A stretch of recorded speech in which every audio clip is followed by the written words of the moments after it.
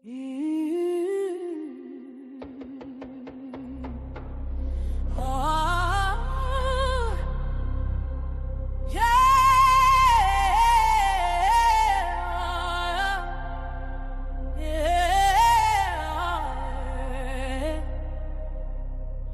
been walking through the fire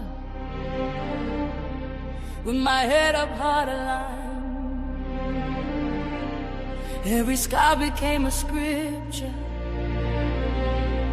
every tear a deeper sign.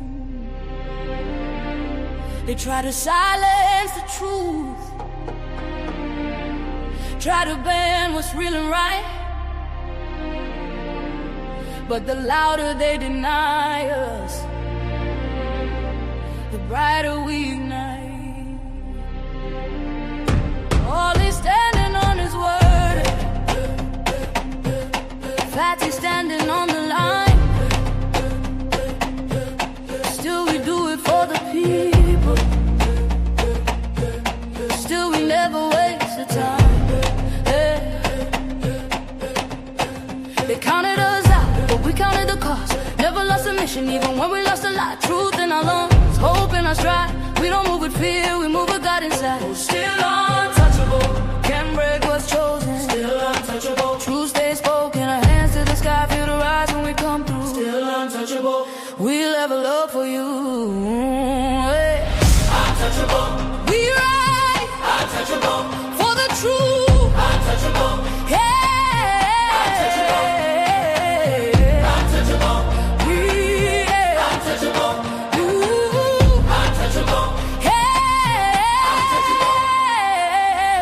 Step is elevation, still grounded where we came. We don't fall for reputation, we don't run from saying names. Organ crying like a prayer, violence know how it feels.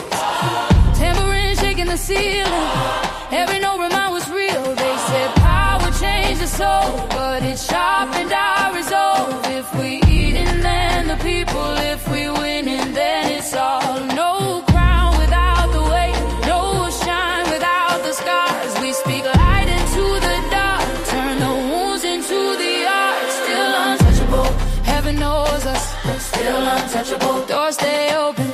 From the struggle to the summit we break through. Still untouchable, we rise for the truth. Untouchable, right. Untouchable, right. Untouchable, hey.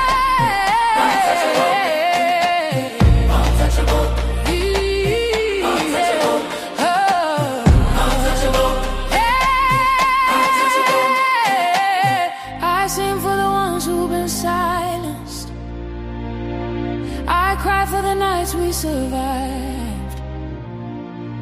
Every note is a promise kept. We are proof that faith multiplies. Ooh. Oh, we don't bow. Oh, we ascend. Ooh, when truth calls, we answer.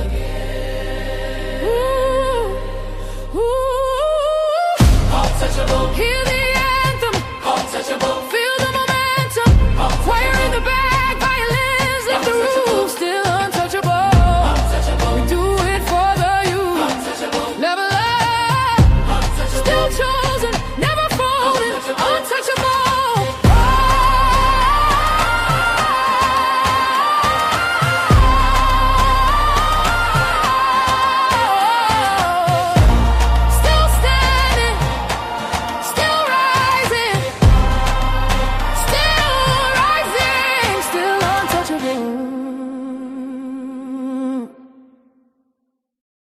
Hey girl, you watch Ali and the Untouchables? Nah, girl, they talk too much. Man, this about man, they talk too much. They talk too much.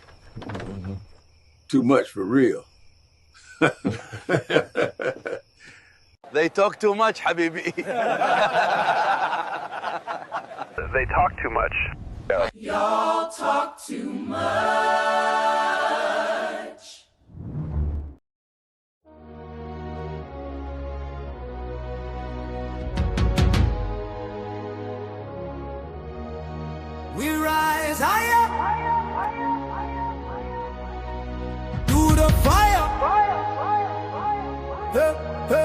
Untouchable empire.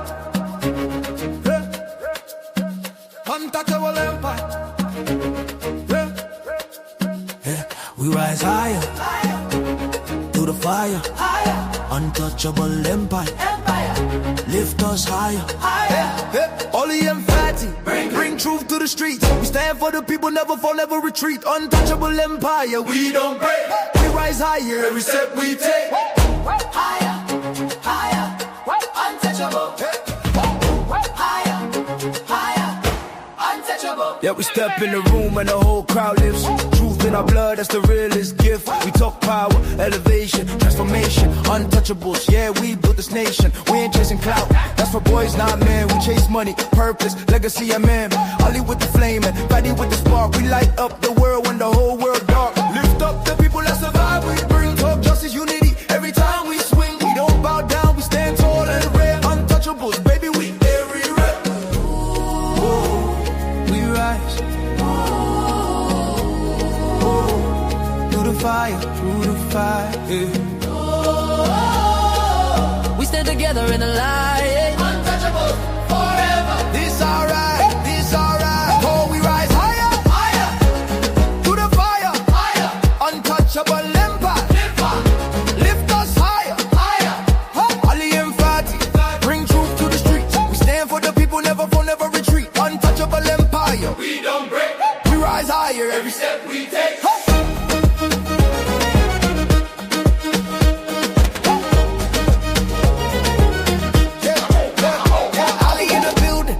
We move with the grace.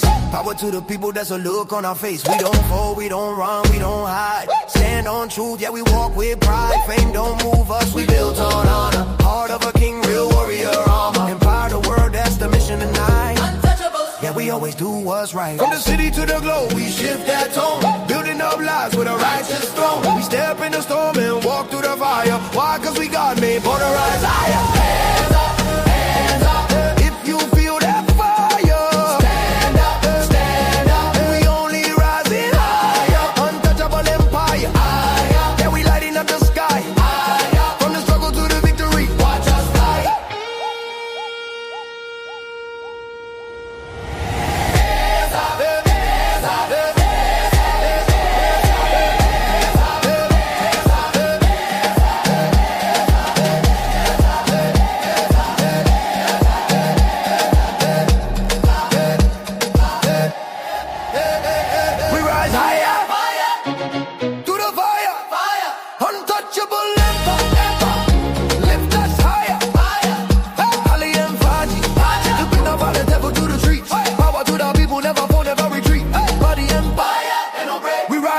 every move we make.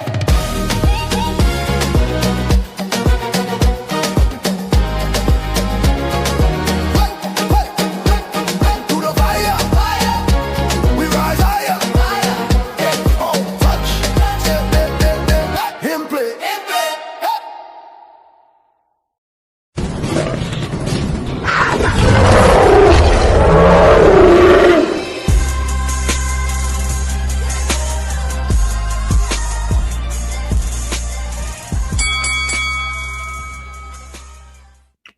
What's going on, beautiful people, beautiful brothers and sisters? How y'all doing on this wonderful Thursday before the Friday of the Untouchable Super Panel, where we will have SH come with us as well too. I hope y'all having a great day today. I hope y'all having a great week. I hope it is coming to full fruition of what you expected for this week and this weekend, that you have a good week and a good weekend as well too. And hopefully it's going better than mine, even though mine is going great. I just want to wish the best for y'all and blessings, or either equal to my week or better. SH, how you doing? I'm okay. I'm doing good. How you doing, Ali? I'm surviving, man. You know what I'm saying? I'm surviving. I'm trying to get through another week, another day. You know what I'm saying? Because black don't crack. I wanted to shout out the people more so on these shows more and more. We already got put your Cash App in the back as well too. Yeah, every single time we start the show, do it for me. Okay. I want to shout out my brother Eric. He kept sending us some more Cash Apps after the show yesterday. So thank you so much, my brother, for the $10 Cash App after the show as well too. I truly appreciate that, and your contributions as well too. I think you,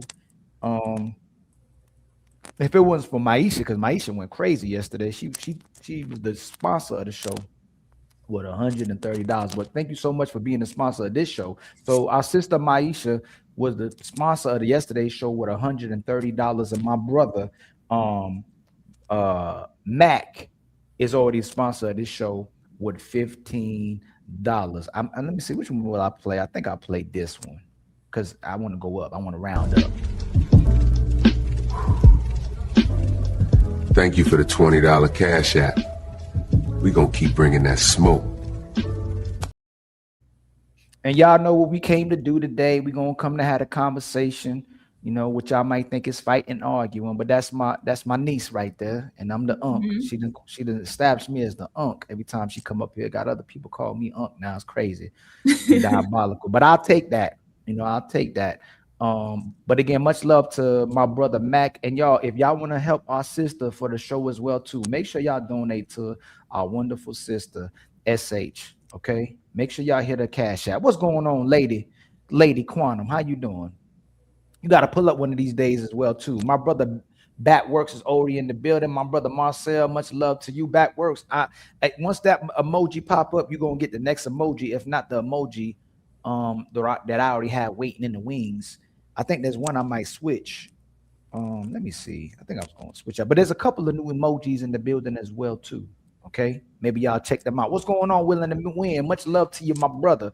We're gonna cover some trending topics, and then we're gonna get straight to the main conversation as well too, in regards to the issues that's happening in our relationships, where I believe that, you know, they are saying men fall in love and women fall in, no, men are in love and women are in business.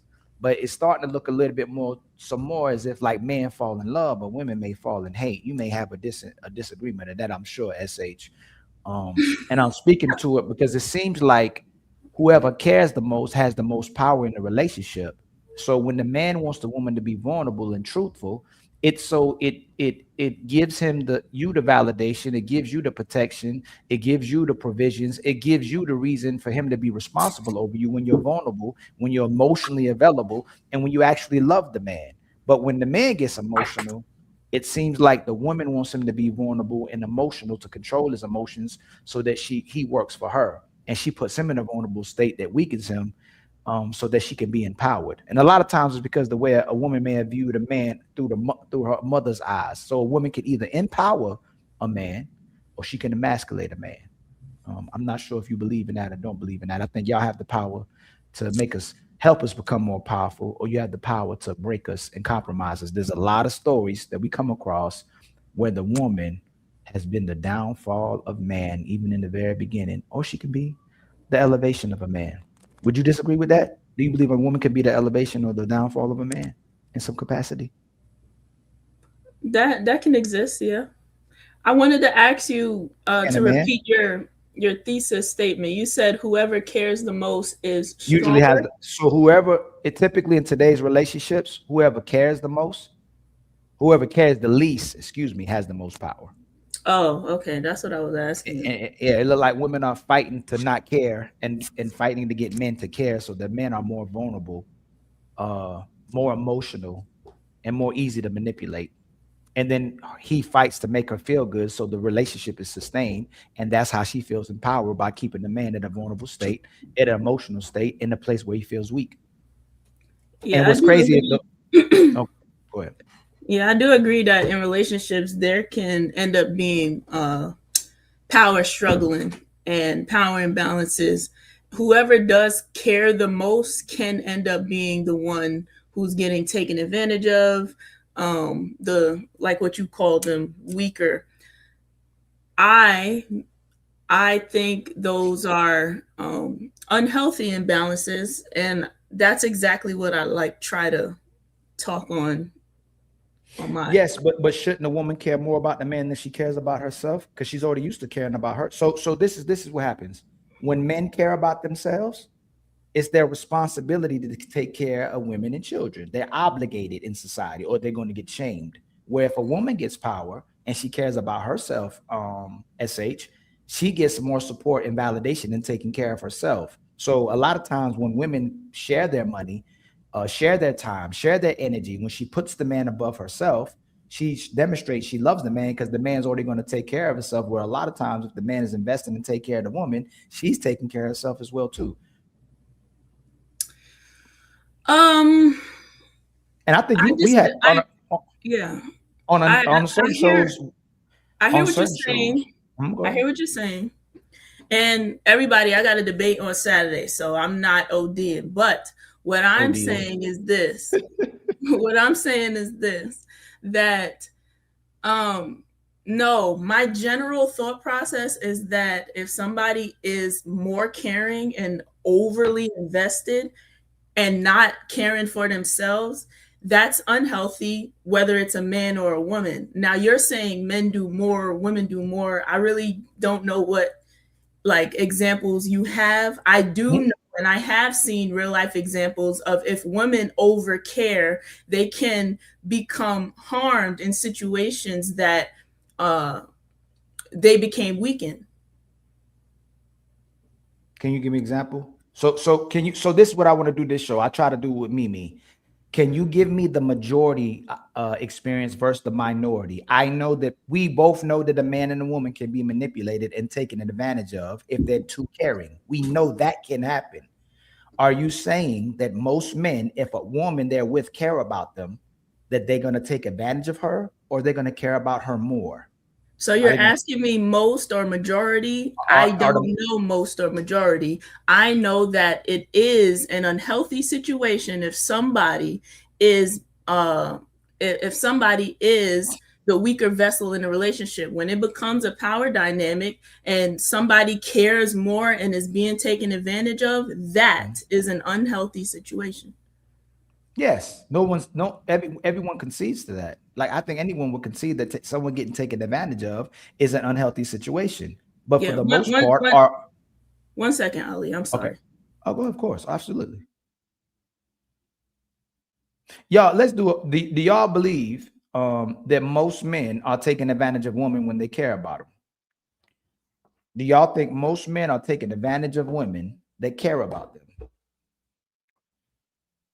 And the funny thing is, it's when a woman loves a man and cares about a man, she's more open to doing more for the man, and it's not looked at as taking advantage of him. It's when the woman feel like it's an inconvenience and she's doing for the man, and it's taken away from her. If she doesn't feel like doing it, that it becomes taken advantage of. It's like me. If I go out, I would think that men and women would compete with each other to see who can outserve and outlove each other. It should never be an inconvenience to try to outlove the other person and reciprocate.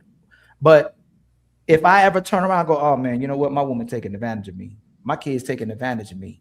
Like where's the line where you want to love somebody? And like you said, you and Jazz have said before repeatedly, and women will say what you choose to do is a choice, to where they're getting taken advantage of. If a woman's doing it, you would have to concede based on your words that she made the choice to do it.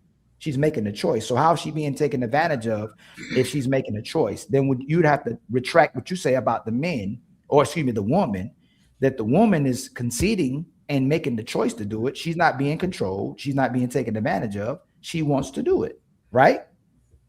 Okay, so what you're saying, what you're bringing up is actually deeper than what I have said, which is true that you can get taken advantage of, even if you feel like you're doing it. But the reason people do it is because they're proving how much they love somebody. So what I think is dangerous is yes. I didn't ask H. Go ahead. Whenever you ask me a question, I answer it straight up. When you ask you a question, you go to the Grand Canyon. Don't let me go to the I asked you, what is the difference between someone getting taken advantage of and someone making the choice? So we're being selective. If the man do what women are asking, y'all will say he made a choice to do it. You don't say he's getting taken advantage of. But if the woman has to do it or does it, she's being controlled and she's being taken advantage of. So why is it's a choice when if the man chooses to continue to do it, it's a choice. But if a woman does it, she's being controlled or taken advantage of. What is the difference? What is the difference? if a man is choosing to do it and continuing to do it, it is called being taken advantage of, versus a woman is being called control? Yes, y'all keep saying the woman is controlled, and you'll say the woman's controlled, the woman's being taken advantage of. That's what y'all are saying. But when the man does it, I think a man can be put in a position of being controlled while he's being taken advantage of, and I think a woman can be put in a position where she's getting controlled. Sometimes getting taken advantage of is not control. It's you might not even see that you're getting taken advantage of, but you think you're doing it because you're making a choice, but it might not be the right choice. You just don't know it yet. There's a lot of reasons why people fall into getting taken advantage of, or doing more than they need to or should be doing. You understand what I'm saying? You didn't answer my question. What is the difference? What is the difference? No, I asked you, what is the difference? When the man does it, you say it's a choice. When the woman does it, she's being controlled and taken advantage of. What is the difference? Why is that the wording changed when the man does what the woman does? Okay, I'll answer your question. So here's where it can become controlling. Not become control. I said, why is it? It's different. It's different when somebody has full power over your life. Meaning, if a woman is doing things to prove her love for you, and you are the sole provider, her go-to, you are in a hierarchy situation, it can become controlling because she has no choice. She has no way out. If she's in survival, then everything that she's doing for you to prove her love to you can be in a situation of control. Is it a choice? No means to get out. Did she make a choice to do that?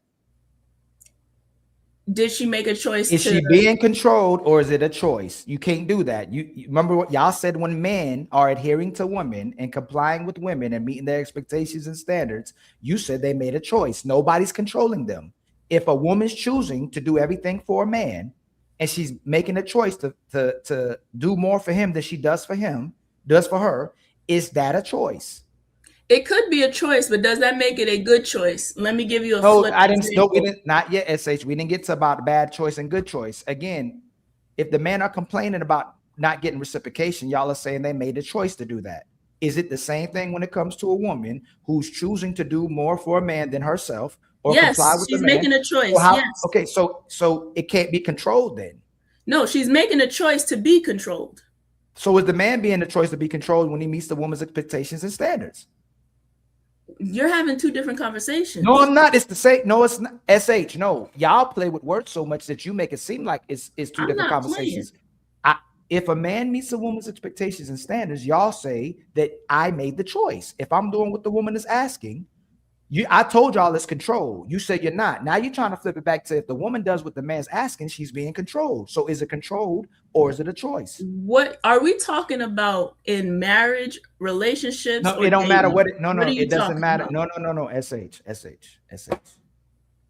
I want to press the move the goalpost button, right? And shout out to my sister Maisha with the 5 gifted memberships. She's the sponsor of the show now with $25. She's gifted us 5 memberships. Make sure y'all keep the memberships.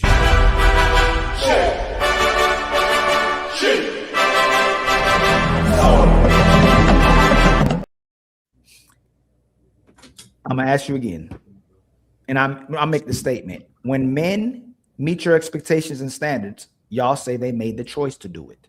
You don't say we say, but we telling you we're under your control when we do that. You go, no, you're not control. We're not controlling you. You made the choice. Yeah. When the woman does what the man asks and meet his expectations and standards, y'all say she's being controlled, that she's not making a choice, but nobody's forcing her to do it. She's accepting to do the same thing the man was doing for the woman. Now she's choosing to do what the man is asking. So why? Then now I'm going to ask the question: why are y'all saying that it's a choice when the man meets the expectations and standards, but it's controlling when you're meeting a man's expectations and standards?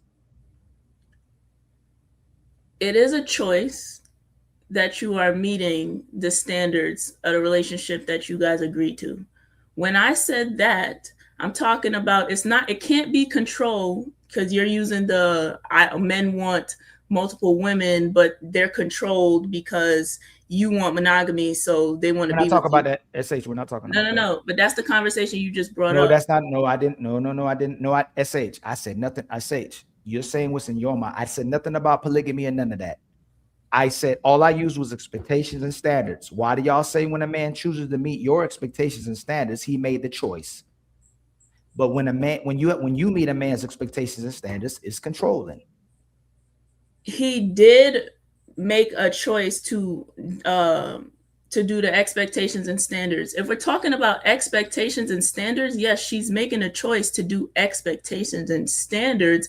But some of those, but what you're doing is making a blanket statement for things that go deeper than what you're talking about. In the beginning of the conversation as well, you talked about falling into or becoming vulnerable in a power dynamic, and now you're talking about expectations and standards. That's where my confusion is. We're talking about two different. It shouldn't be confused because we're talking about two different things. We're not talking about the same thing. So how do we go from there to here? Because the first one we were talking about how women like for the man to care more about her than she does for him, so she's in a controlling state. Because when he's doing what she's asking and he cares more, she has the most power. That's how women are looking at it. She's fine with controlling the man, making him vulnerable, making him emotional, and making him serve her. And she becomes the person who's leading the relationship, which makes her have more control. But y'all say it's a choice. What I'm saying is when the woman with y'all. No, you do, because you do. No, SH, I'm not conflating y'all with y'all because you said it. The reason why you're the first person who said it, and then Jazz co-signed with it, and other women co-signed with it. So it's majority of the women who think like that say it's controlling. Women to say either he's controlling or trying to control me. Is that true or false? And when they ask me that question, it's true. It's true. It's true. I'm answering your question. Yes. When you asked me the question, I said that either dynamic, either power, anybody in power is unhealthy. Anybody doing that is wrong. Anybody taking advantage of anybody in a relationship, taking advantage of somebody else is wrong. We're not talking about taking advantage of. So yes, you are. No, you're talking about power dynamics. You're talking about control. I'm talking about choice. No, if my lady, if my woman only does one thing for me all month, and I do 100 things for her, and I make the choice, is she controlling me or not? According to y'all, if I choose to do 100 more things than she does, and she only does one thing, but I'm still in a relationship, is she controlling me or is it a choice? According to y'all. She didn't control you to do that.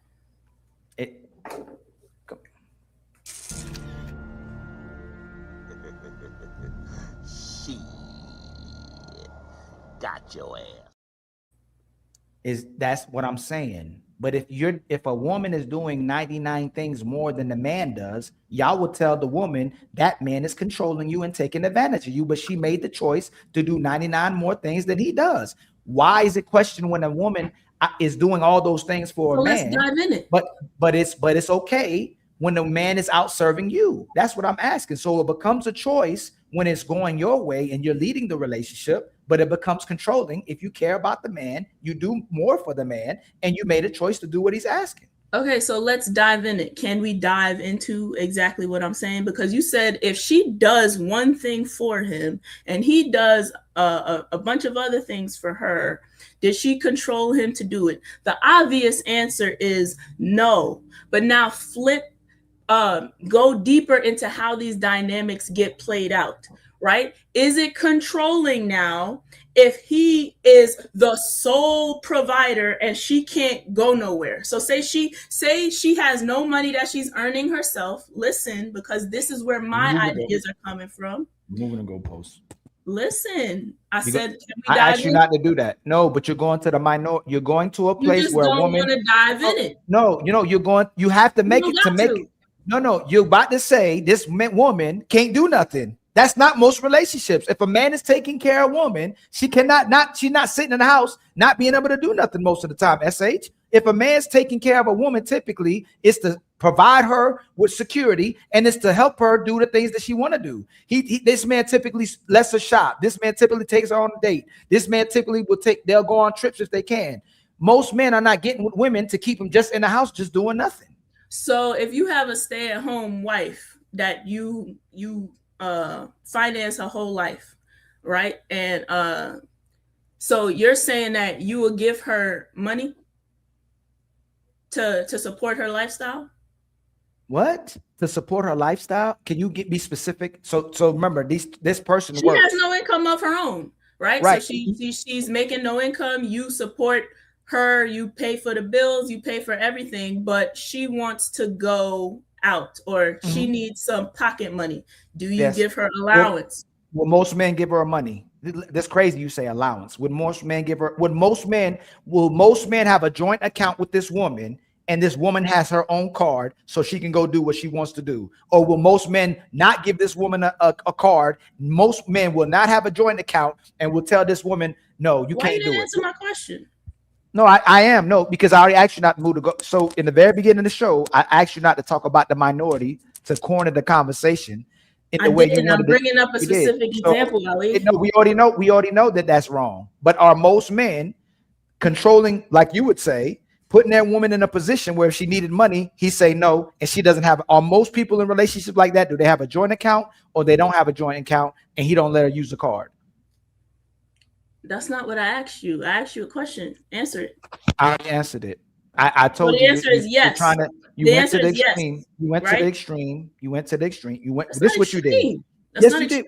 You were talking about you're talking about a stay-at-home woman, which most women want to stay at home? Not anymore. No. Exactly. You keep going to the minority of women to corner the conversation, SH, instead of us talking about the majority of what's happening. So most women don't even want to be traditional. Most women don't want to cook every day. Most women ain't trying to clean their house every day. Most women want the men to help them, in which case most men are. Most of the men and women are working together now. Most men and women are working, and most men and women are sharing responsibilities inside the household. Why do y'all keep going to places where it doesn't exist anymore? One, the woman doesn't want to be traditional. Two, if she's traditional, the man isn't being financially abusive. That woman would already leave the relationship. She could just go get a job. She don't need to be there. The only time most women stay in those traditional households or become a stay-at-home wife if she's benefiting from it, where she can be at home and still do the things that she wants to do. Please stop going to the minority of the women. She can't do nothing that she wants to do. She can't spend any money. She can't go out. She can't go shopping. She can't spend on nothing. Okay, the man let's doesn't let use her the spend example. So then let's use an example of two working people then. Yes. So the woman works and he works and she's making her own money. If he now then tells her what to do with it, that becomes controlling. Now we're talking about a man telling a woman what to do and talking about controlling versus you move the goalpost from the fact if she does it, if he does what she's asked, if he's asking, is it control? Or is it a choice? Is it a man leading you? You see how y'all are weaponizing a man even telling you something. So if she tells him what to do with the money, well, for one, SH, if you tell your man what to do with the money, is that it's crazy. If you tell your man, oh my God. Yeah, if you tell your man how to spend money, is that controlling or is that giving him advice? I'm trying to control his money. Yes. Yes. If I tell him no, don't do, if I nitpick, what I don't like is controlling people. What I do like is we are two grown adults. We say these are the bills that need to get paid. This is what we put aside. This is what should be in this joint account and we both do our responsibilities, but all of the money outside of that is his business and mine is my business. I do not get to tell him what to do with his money, and y'all men should not be telling women what to do with theirs. So you know what's funny? You're going to checkmate yourself and other women. 80 to 85% of the people who doing most of the spending and the influencing of the spending are women. So are women controlling men? You talking about in a house? No, you have to answer it because you said a man telling a woman how to spend money is controlling. But majority of the money, whether the woman is by herself or in a household, women influence most of the spending. 80 to 85% of the women are determining how the money is spent. Is that controlling a man? That's not controlling a man. That's controlling the house. She's usually the domestic laborer and usually knows what the house needs, so she will be spending more. What's your point? You're furthering my point that y'all like controlling men and telling what men to do. That's not controlling a man. So if you I'm work, gonna spend more. If I know that you are moving the goalpost and you're showing it every single time that if you tell him what to do, you're the leader, but you don't say it. I know I know what's best. I'm in the house. I know what's best. I know where money should go. But if you were working and the man wasn't working, you would control where the money would go, even if he was inside the house. So if the man's a stay-at-home mom and you work, should he tell you what to do with the money and you're making all the money? How about men participate in the house more? Just answer that question. If You'd the be man spending is more too. I didn't ask you that. Y'all SH. participated more in the domestic labor. You would go buy toothpaste when we need toothpaste. You move the goalpost. If the man's the stay-at-home, if he's the stay-at-home husband and he stays and he's the one inside the house and you work, you make all the money. Should he now tell you what you should do with the money? He's gonna end up needing the money for specific things. So I didn't ask you that. I didn't SH. If you work and he doesn't work and he's the stay-at-home dad, is he the one that controls what you do with the money, or do you? Does he control what I do with the money? He doesn't control what I do with the money, but he tells me what we need because he's the person in the house. No. Is he the one that tells you what to do with the money? No. She got your ass. When you got SH, when you got time, and I'm telling you, go back and watch this. As long as y'all you said that when the woman makes the money, she gets to determine what happens with the money, and you just said he doesn't. When you work, so when he works, whether he works or not, you get to say what you do with the money, and whether he works or not, you're always in control. He has to do what you say. You're not listening. I'm listening. Whether women work or don't work, we still are majority of the time taking over the household domestic duties statistically. Statistically, if we both work, women still do most of the house stuff regardless. So if we know more of the house stuff, we still will be doing more of the spending for the house. But you just flipped it and said, if the man is home and she's only working, will he get to control the money? It's not about control the money. And you said no instead of saying who knows what the house needs. So women know better than what the house needs. So hold on. So women know more than what men need for the house. So the single men and women who out here alone, who cook for themselves, who take care of themselves, they don't count. No. This is what y'all do. When you when you by yourself, this is crazy, SH. When y'all by yourself and a man's by himself, he's taking care of his own house, you taking care of your own house, we don't have these problems. For some reason, when you get to a household with a man, you feel like you're supposed to control the house, you're supposed to control the money, and you're supposed to control what y'all do. That's not what happens. This is what y'all do. Y'all lay back and drop your drawers and sit there and expect her to pick your duty drawers up and wash them for you. That's what happens. You kick back when you get a woman because you got expectations. So stop. Stop it. So you're saying that in majority of these relationships, the man kick back. They don't help the woman clean. They don't help the woman cook. They don't help the woman with the kids. You're saying that men come home and just sit back and kick rocks. You would, yes. A lot That's of the what you're time, men conceding to. kick back and kick rocks. Yes, like and what that's you just said. and that's absolutely so the man, even the guy and your husband comes home that doesn't help you at all. He just comes home. Stop getting personal. Stick to the point. That's not nothing too serious. SH. Let's talk about. You can ask. You can ask. My woman comes home. My woman works. My woman works. My woman cooks. My woman cleans. Because everything that you say ain't even happening in your household, but you keep speaking for women that you're not. Respect my privacy. Okay, that's fine. Where you come in with the data, when we look at data, men are working 8 more hours than the woman, but he's only Let's look having. it up. Who accounts for most of the household labor? No. That's not. No. That's not what you. SH. You said they're not doing anything. You said they're kicking rocks. You didn't say they're doing. You didn't say they're helping. No, you didn't say they're helping. You said they're kicking rocks. Number two, you moved the goalpost again because you're talking about the woman and the man being inside the household and who's doing something, who's not doing something. Now you're about to read data that I'm telling you, and you're going to see that the man helps you. I say men are helping in most households. You said they're not. They're just kicking rocks. Statistics show. Mm-hmm. Statistics you sure? show. Yes, okay. I'm about to look it up. Let's look them up together. Let's look them up together. Who accounts for most of the domestic labor? No, we didn't say that. No, we didn't say. You said they don't help. Don't move the goalpost. You said the men don't help. You didn't say that. You said the man come home and kick their feet up. You didn't say they help. You're telling everybody. I said no. That's I said what the statistic is domestic labor. No, if you're not doing the domestic labor, then you're not doing it. SH. I said most men help. You said men don't help. They come home and kick their feet up. Now you're about to read data that says who does the most. So do men help at home or they don't?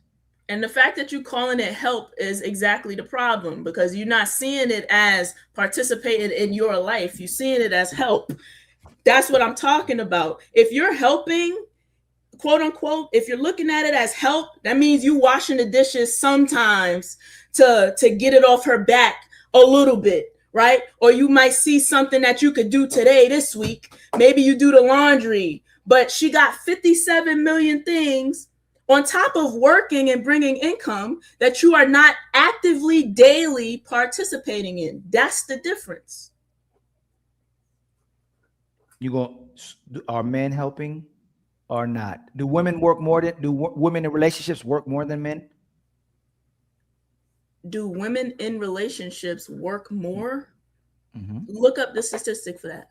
No, I'm asking you. I don't got that statistic. So we already know men on average work 4 to 6 more hours a week than women do. Should the woman do more in the house, or should he do equal to with the woman what she does in the house? It depends. Did she just have a baby? I didn't. No. Don't move the goalpost. You're moving the goalpost to a baby. I'm gonna ask you again. If he works 6 more hours outside the house, should she be doing more inside the house, or should he be doing equal with her inside the house? Likely she'd be doing more. She got your ass. And this is what I'm saying. Y'all just be saying stuff. I do more in the house. He works more. If he works more, you're going to be doing more inside the household. You think 1 extra or 4 extra hours of work means you should not be cleaning up your drawers or coming home and just seeing something dirty and cleaning it up?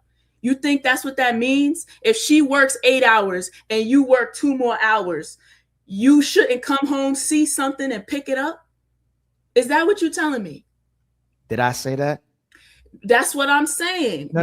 Did I say that? And this is what I'm saying. SH. You just said. I hope you don't do this. More hours. No. Let me say this. I hope you don't do this to the people that you love. Nobody said that. Women are complaining about having to do more in the house, but when we look at that, a man work more than them outside the house. So, and then you conceded that if he works more, then she should do more in the house. And now you're saying, oh, and no, look. And after you conceded, then you went, so he shouldn't come home and help pick up something on the floor? Who said that? They still help inside the house. Even if they work, men are still coming home and helping inside the house. And hold on real quick, SH. Yeah. Shout out to my brother Mac. He is now hold on. There's a different, hold on. I thought that was Mac. This is my brother Brian. Y'all be confusing me. So my brother Brian is the sponsor of the show now, with $29. My bad, my brother Brian. I confused you with Mac because I thought Mac's name was Brian as well too. So let me make sure. My brother Brian is the sponsor of the show with $29. I apologize for that, my brother Brian. My brother Brian with the $10 super chat says women are terrible at finances. They spend more out of $1 than men do. And that's the thing. Men even spend more on the woman. The money he makes, he's spending on you, and the money you make, you spending on yourself too. Do you disagree with that? The money I make, I'm spending on me, Do- and the money do- he makes, he's spending on me. Yes, do most men when they make money, and women when she make money, it typically goes collectively to her. You admit y'all make most of the y'all do most of the spending inside the household, but does he still spend more on you outside the household too? When y'all go out, when it's time to buy somebody something, who spends more? We could look up those data as well too. But I'm asking you what you think. Do you think men spend more on their woman than they spend on them? It would make sense that men spend more because that's how society goes when it comes to dates. Oh my God! So if he works more than you and he spends more on you, should the woman still do more household chores inside the house? Ask your question one more time. If he works more than you and he spends more on you, would it be more understandable that the woman should do more of the cleaning and more of the domesticated work inside the house?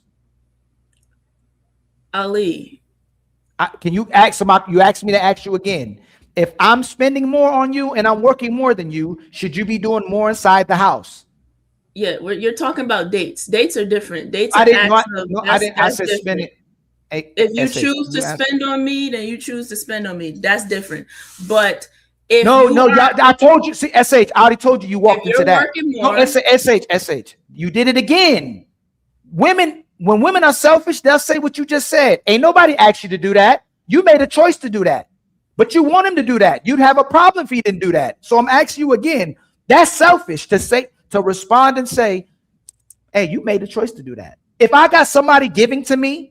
If you're donating me $500 a month or $5,000 a month, and they go, "Hey man, SH gave you $5,000." I didn't tell her to do that. That's a choice. You're downplaying what I'm doing to you and the contribution that I'm making. No. But if you have somebody, hold on. If you have somebody that's with you, somebody who loves you, somebody who supports you, somebody who works more than you, and then they spend more on you, I'm asking you, is it reasonable for the person to do more of the domestication? Damn, I'm already messing up the word. Domestic household work. Is it more understandable if she does more of the domestic household? I said that acts of love in regards to. Can you ask her the question? There's two different things happening. Oh Ali. my God! I need to separate the acts of love, dates, and everything from if he works more and she doesn't work, or he works a little bit more. It's obviously more logical. She would have more time dealing with the household duties. Yes, that's my answer. And now you need to tell women to stop complaining about doing more inside the household when the man is doing more for the woman outside the household. And then when she comes back in the household, he's still helping inside the household and he's still spending more on her. But you got women out here complaining about that they got to do more inside the household because they creating a narrative to continuously make a man look bad, continuously disarmor a man, emasculate a man, because they're typically projecting, because a lot of them don't want to do nothing and a lot of them are lazy. So instead of her looking bad for not holding herself accountable and acknowledging I got a person that's doing for me, so I need to do a little bit more. Hey, he's the bad person. He's taking advantage of me. He's controlling me. He's toxic. I'm tired of this. He needs to do more. He needs to do equal share when he works already more outside the household. I've never advocated for lazy women. I'm not advocating for any of that. I say both people should have life skills. Both people should be cooking, cleaning, taking care of their house, taking care of their life together, and both making money. That's what I agree with. I don't agree with a woman sitting there being lazy and, like what we was talking about, taking advantage of her man.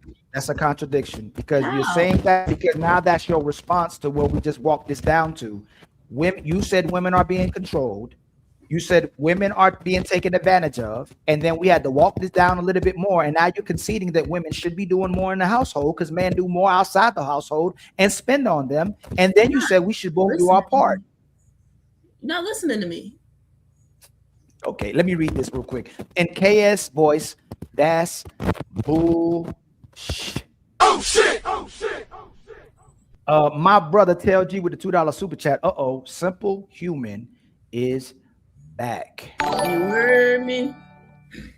And then My brother Brian again with the $2 super chat. We need an emoji for moving the goal post. Hey Brian, hey, this is SH favorite one. Hey, you gotta stop moving the goalpost, all right? Just leave it where it is. Every time you shift it, this happens. Okay, go ahead, SH. What you about to say? Because you was finishing, not me. Oh, but I want to make sure. Let's clarify right now on the show. Yeah. In most relationships, mm-hmm. shouldn't the woman be doing the most in the household? You said in most relationships, shouldn't she be? No. Shouldn't she? Now you can't. Not this is crazy. Oh my God! Like, you're not listening to the questions you're asking or the things that you're saying. I'm answering. No, you're not listening. We just work. Men are working 6 hours more. Men are working 6 hours more. You just said. I'm gonna do it again. If most relationships, your question was, in most relationships, should women do more of the housework? That was your question, plain and simple. Most relationships. What's only morale talking about? What happened? I want to be in Ali chat, but SH won't tell Ali to mod me in this chat. What happened to only morale? Something happened in the chat I don't know about. I didn't do nothing. Let me see. Did something happen to only morale?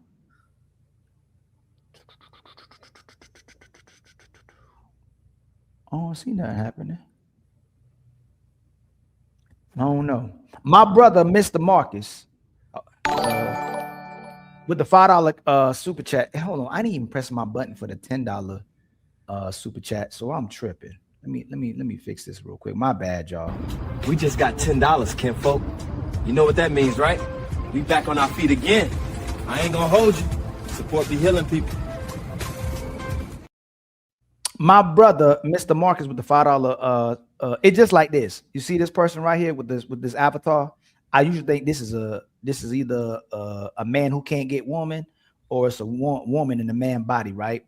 Why are you projecting? No, it's not. Think about it. When women speak, they have grievances, they have concerns. When men are speaking, for this man to look good to women, because the man typically ain't used to getting women, he'll say, Ali, stop crying, just man up. But I already take care of my family. I promote men to take care of their family. All at least talking about is the woman acknowledge her role in the household. If he's doing more, which is happening in most relationships, the least she can do is do more in the household. But what's more problematic is when y'all by yourself, it's not a problem. Y'all cook for yourself, you clean for yourself, or you'll eat out, you'll take care of the household. But for some reason, all the things that you were doing by yourself, soon as you add a man, you become a man and a slave, and you become controlled. That's the part that's problematic. You had no problem, just like he had no problem taking care of himself. He doesn't have no problem when he gets into a household now to take care of you and himself. But y'all have problems for cooking, for cleaning, and doing the labor, unpaid labor inside of a house, but it's your house and your man's house. But that's all. I just had to address that part. My brother, Mr. Marcus, with the $5 super chat. If y'all got 2 cars, how many oil changes did she do? How many times did she clean the gutters, take the trash, fix the brakes? How many times how many times you think most women are doing that? My sister, Esther, let me press this real quick. Thank you for the $5. We were all born to be untouchable. I'll say the same amount as a man with a car, because you're not doing your own oil changes all the time. You going to the gas station, or you going to people. Like, if you got something and you don't know how to do it, you find a way to do it. It's not always your husband. And how is he doing everything or all of these things if he's at work doing all of these hours? Like, you know how that's another selfish. Y'all, ASH, y'all bring, like, what you're saying is so ungrateful and unappreciative Lord of your of man. mercy. ASH, if I spend money, is that my hard-earned money that I worked for, that I'm spending to get our oil changed, the gutters and everything taken care of by another man? Is that my hard-earned money?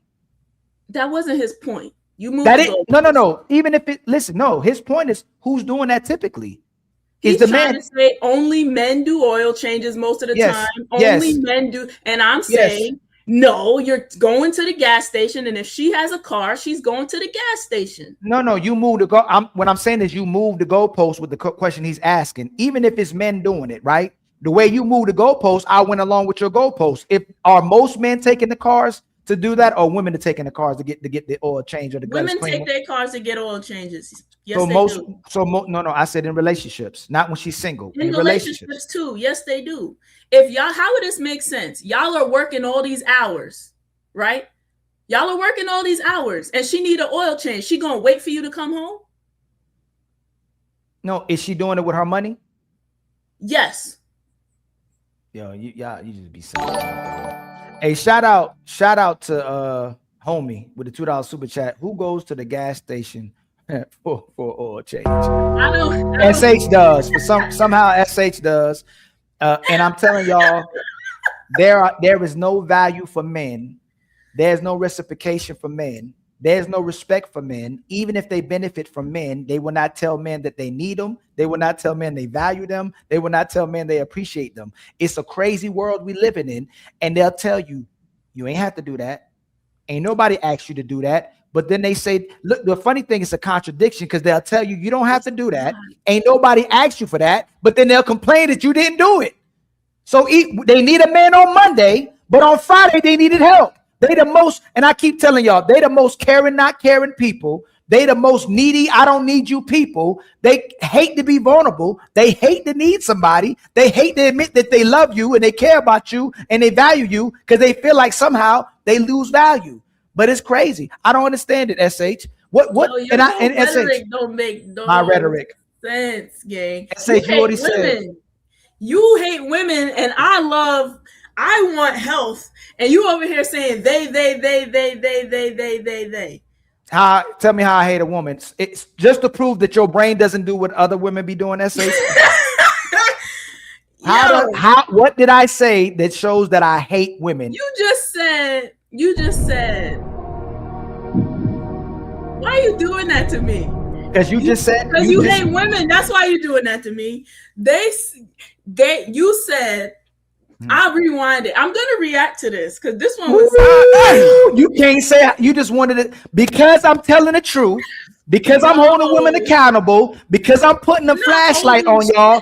I'm putting a spotlight on you. All of a sudden, Ali calling women out is hating them. And then when I ask you how I hate them, you gotta rewind it and backtrack to say why I hate them, but you can't say why I hate them. Because I start laughing, and when I laugh, I lost my train of thought. That's a human thing that I just did. You over here trying to get me on the smoke. No, that's not what happened. If I said you hate men, shouldn't I be able to tell you why you hate a man? Okay, I say you hate women because you keep putting every woman under this. We devalue men. We do this. We do that. I'm stuttering. You ready for Saturday? You'll see. I'm not gonna prove it to nobody. I'm myself. SH. I still love you though. Hold on real quick. I'm just having fun. I got 10 more minutes though. Okay. Let me see something. This is video I wanted to hear right here. Hold on. Shout out to my brother LG with the $5 super chat. SH is heavily programming the wrong way, speaks in bad faith. Good luck Saturday. Think about SH gonna tell Unc that he hates women. Thank you for the $5. We were all born to be untouchable. So this is let's see. Let me see what you think about this video, SH. Maybe it'll make you feel good about it. Okay, let me see. Watch this. Let's share this. To be honest, I'm glad that these pictures of Rihanna are going viral because my guilty pleasure is seeing people's real thoughts. I can't stand this fake ass internet social media even though I'm on the internet. The comments from men and women saying things like, this is why people leave after women get pregnant or women have a baby, is their honest and true thoughts. So stop trying to fight with these people in the comments. Please, I beg. Stop trying to fight with these people in the comments. Stop trying to change their mind. Your job is not to change anybody's opinions. Your job is to observe. Your job is to pay attention. The women saying this are the most disgusting, vile, jealous type of women. But these women will have sons and they will justify them cheating on you and leaving you at your most vulnerable because you should have kept it up. I mean, I kept it up. That's how come Charles knew where home was. I mean, he was never at home, but he knew where home was. And the men saying shit like this are telling you their true thoughts. You're not going to shame them into being better people, but you can do yourself a favor by never marrying them and giving them a baby. Rihanna is drop dead gorgeous, and she has been forever. So the question is this, right? This was a hold on, I have to be honest. I'm glad it was showing Rihanna in her pregnant state. I don't know why the picture isn't coming up, but the women and men, the women were saying this is why men leave women. Okay. But what I wanted to ask, because I was having a conversation about it as well too, is having sex with a man and having a baby with them a relationship? You asking them in the same vein or different? Yes, because women will say, what women will say is that the man left her because she was pregnant, or the man left because of her body. But it's just is a man just Men having do sex? that. Let me go ahead and is a man just having sex with a woman and having a baby with her? Is that a relationship? Alone? No, that's not a relationship. Fully, no. Right. So are these women, a lot of these women, projecting on why they say the man's leaving, or are they not addressing the root issues about the fact that a relationship possibly wasn't created if a man leaves you when you get pregnant? Yeah, if the relationship wasn't created, you can't say that. You can't project that he's leaving, or that was just an irresponsible situation. But why do you think so many sisters are still continue to move in that way? Why are so many sisters still thinking that if they have sex with a man and a baby with a man, that automatically creates a relationship? I don't know. I wouldn't agree to that. Do you think it's a form of trapping a man and trying to control a man? It can be. Yeah, it could be. It can't. No, hold on, listen. If you don't have a relationship with them and you have sex with them, and then you want a baby with them, is that a woman trying to control a man? Yes, it can be. Yeah, for sure. So, but do you think then the narrative should be changed then as well too? Then is it the fact that men are leaving because they had a baby with a woman they loved in a relationship with, or are they leaving because they never had a relationship with the woman? In those situations, those men are leaving because they never had a relationship, or they're not leaving. What are they leaving? Like, they're not leaving anything. They just were never in a relationship. So right, but he's not, like, what is she expecting him to do? Step up now because she's pregnant? You know, sometimes a man would do that and sometimes they won't, but y'all were never in a situation for him to walk away from. When we're talking about walking away from women, the conversation and story is really about people who were boyfriend and girlfriend, dating, talking, dealing with each other. So I don't want to move the goalposts. I'm answering your question specifically on no relationship, no. No. Hold on. If a man has a kid with a baby, whether they're in a relationship or not, is the expectation of the man to still take care of his responsibilities as a man? You mean if he's having babies outside of wedlock, should he still take care of a baby even if she was whether he's in a relationship with her? Yes, is it the expectation that he should still take care of his kids? I think he should. Yeah, I think he should be responsible. Right? Mm-hmm. Is that a form of control? For a man to be responsible to take care of his own children? No. Let's move forward. Do women have the right to delete a baby? Yes. Are you pro-choice? Yes. Do women have the right to put a kid up for adoption? Yes. Do you support her right to put a kid up for adoption? Yes.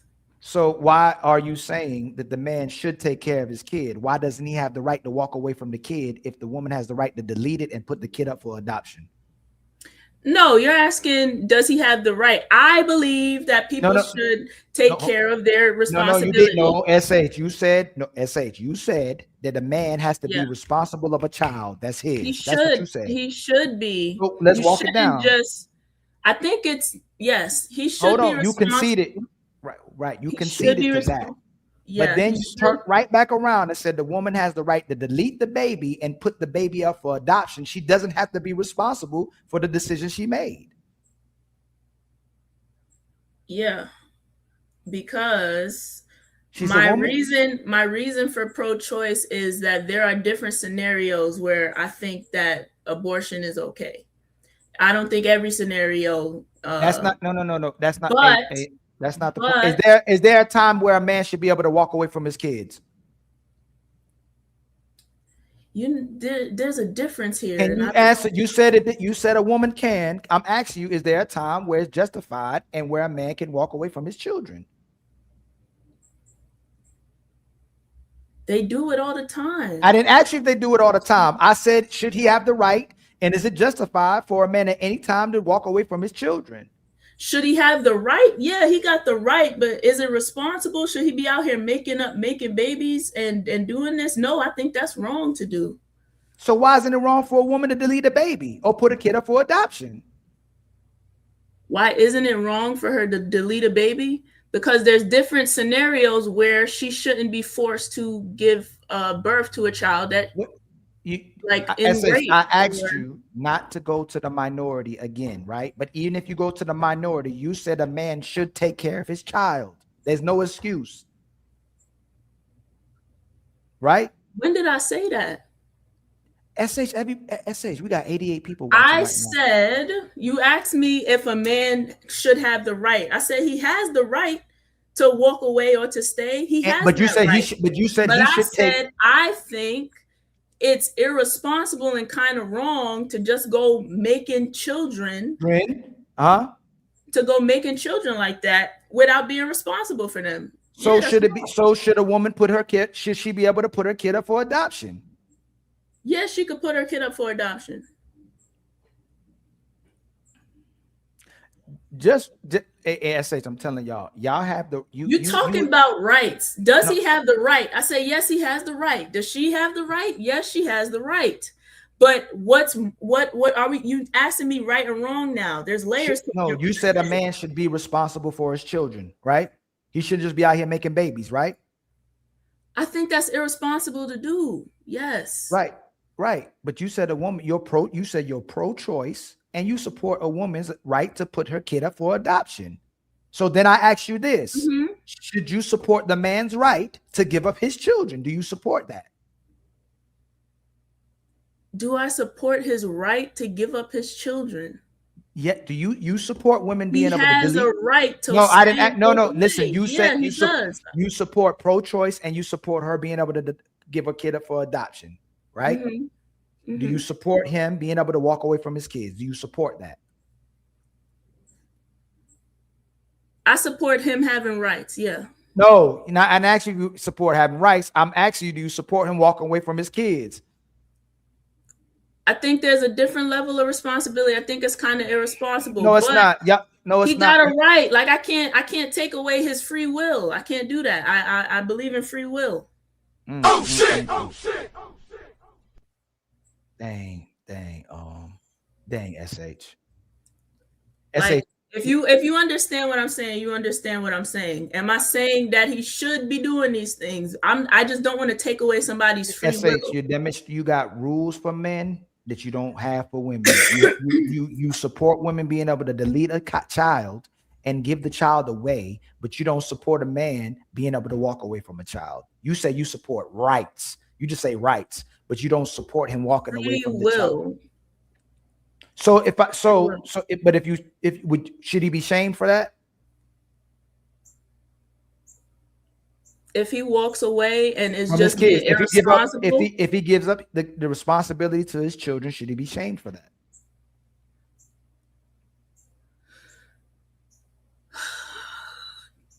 Oh shit!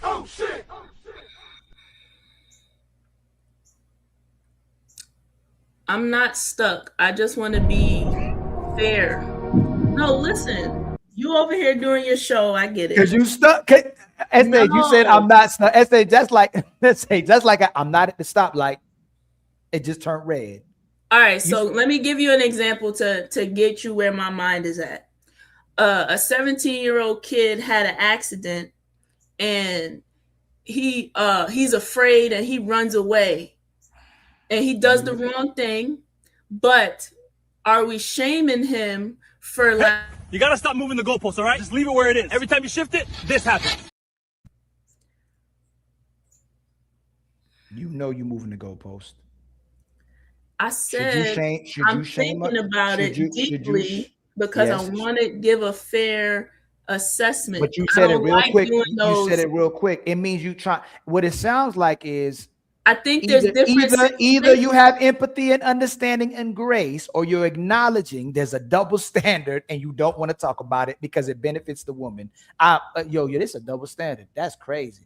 The woman can delete the kid. The woman can put it for adoption. The woman can give up any responsibility to the kid, still be supported as a woman, still looked at as a woman, still loved as a woman, still get the opportunity to be other people. But the man should be shamed for not being responsible over his children. He should always be a leader. He should always be righteous. He should always do the right thing. He should take care of society. He should take care of the woman. He should take care of the kids. He should always do what he's supposed to do. But the woman has the right to give up her responsibility, even to the kid. We already know she can walk away from her husband. She can walk away from her man. She can delete the kid, but she can also give up the responsibility to her children.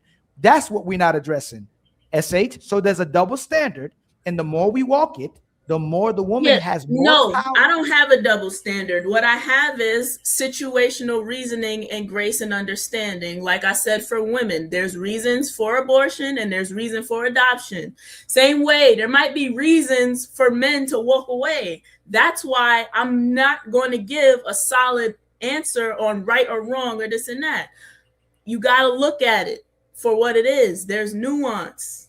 You already gave solid answers. That's not true. You said that the woman, you support her right to delete her kid. I said yes. You support her. You didn't say you supported her rights. You didn't go, I support rights. I support that she can delete her baby, and I support that she can give the baby up for adoption. Then I asked you about the man. You said, look, I support his rights. I don't support him walking away from the kids. He should be responsible of his children. There's a reason why I do that for women, and there's a reason why I'm saying what I'm saying for men, because there is nuance. There's different reasons. Oh no, no, no, no, no, no, no, no, no, no, no. What is that nuance? You don't like it? That's fine. No, you want to be black and white? That's fine. What's the nuance? SH, what's the nuance and reason? Well, I told you ahead of time. It's 3:34. I do have to go. No, listen. I told you already, so don't do that. Did I not? You can answer one last question. Answer me. I'm asking you a question. And cut. You can answer one more question. That's the last question. It depends on how long it got to go. What's the question? Should a man be shamed for choosing to not take care of his children? Not every time. What's the time he shouldn't be? You see how you move that? What's the time he shouldn't be shamed? I was giving an example. What's the quick example? He gives a kid, and he's scared. He's a young kid, or he was unprepared. It was an accident. There's different reasonings. I don't know. He got homeless and he don't know what to do. He might not know that this is his kid. I don't know. Oh my God. So you don't know is the answer. I don't know a reason yet. I'm not sitting and thinking about it, but I just believe that there might be a reason sometimes for somebody to have to walk away from taking care of a child. That's it. I swear he gave me that fire when I was in the dark. I'm crying out to God to help me with these hard times. Like, a man should be able to give, if he can't take care of his child, he wants to give him up for adoption. Why can't he do the same thing? So why if can't a he woman walk away? can give, No, stop. If he can't take care of his child and don't want to take care of his child, why can't he just walk away? Let me think about it. I'll catch y'all later. This was so much fun. Friday, I'll see you. You better. Hey, you don't gotta tell me what to do. You don't need to tell me. I know you. I know you don't want no man telling you what to do. All right.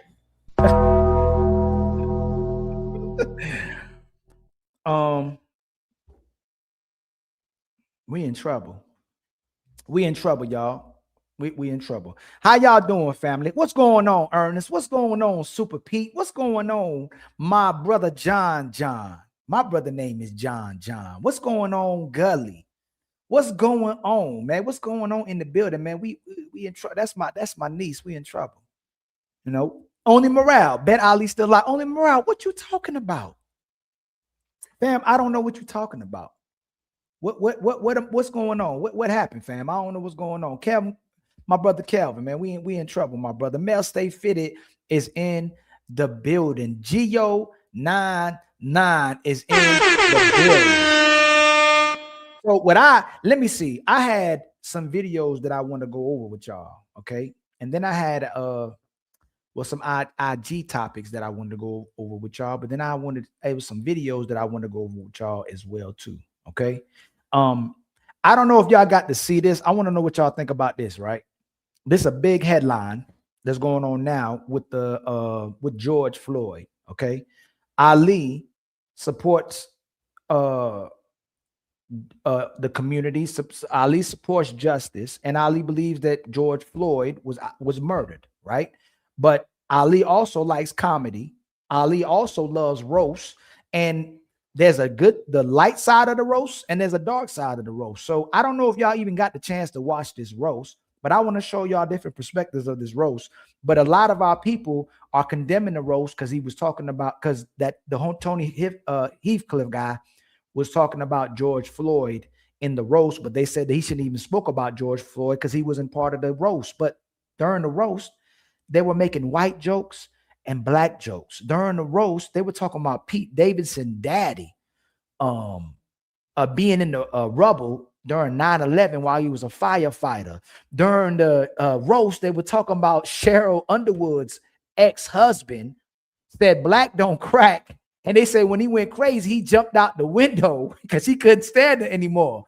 They got other comedians that were talking about white people and black people at the same time. So we can't say every time that the people were trying to be blatantly offensive in the way that's being demeaning and disrespectful to the community or people when it's a roast, y'all.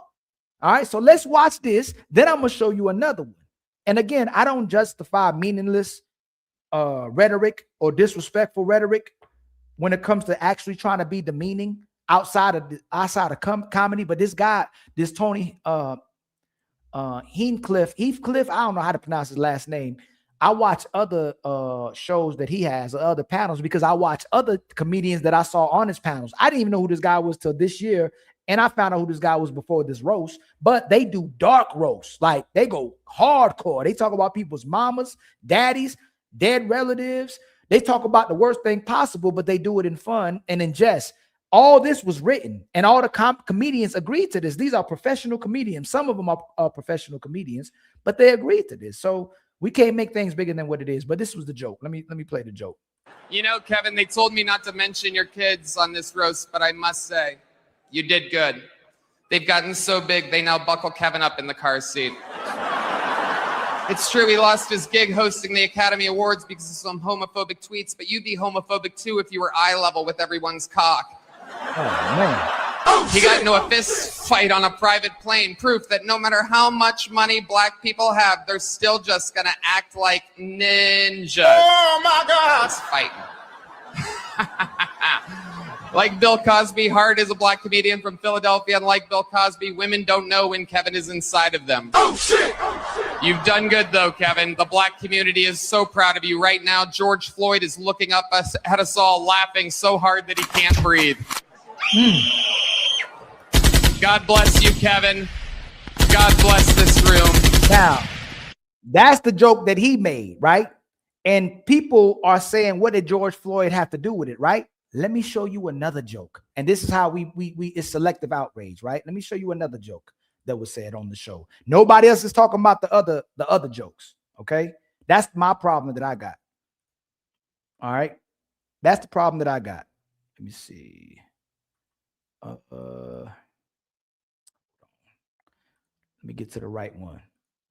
All right, we can't be selective.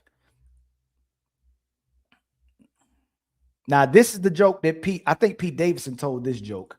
But remember, they talked about his daddy during 9/11 as a firefighter. I'm gonna show you a joke about him as well, too. But I'm gonna show you one from the roast. All right. That's not it. That's not it. I hope I saved it, man. I could have sworn I saved it.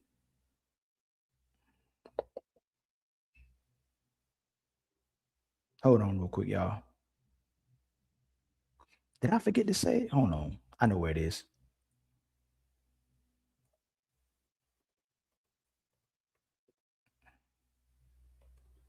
I think it's this one.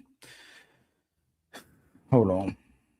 Because I don't know how many of y'all actually watched it. I laughed too. Funny is funny. My brother, Mr. Marcus. No, hold on. Dang, I didn't even see these. My bad, y'all. My brother, Tell G with the $5 super chat. SH is heavily programmed. Nope, we already read that one. Mr. Marcus with $2 super chat. She's such a woman. And then my brother Tell G with the $2 super chat. Serena Hooks Bottom doesn't understand her own views. And then my brother Mr. Marcus with the $5 super chat. Ask her, in what scenario does a woman have any accountability or responsibility ever? Well, we found out. Hey, thank you for $5. We're gonna keep marching.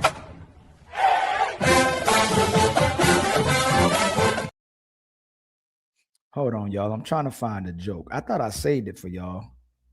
It might be this because they made a Charlie Kirk joke. All right. So if Charlie Kirk, if George Floyd ain't got nothing, is it this one? Oh, here it is. So the guy that made that joke, Pete Davidson, ended up making a joke about. So the dude that made the joke about George Floyd, Pete Davidson turned right back around and made a joke about Charlie Kirk. Is it saved? Hold on, y'all.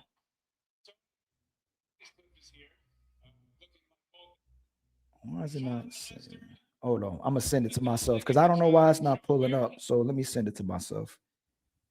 It should be pulling up on my saves, but it's not pulling up. So I got to send it to myself. Oh, there it goes. It pulled up. There it goes. Okay, here we go. All right, now I got it. I don't know why it took it so long to do that.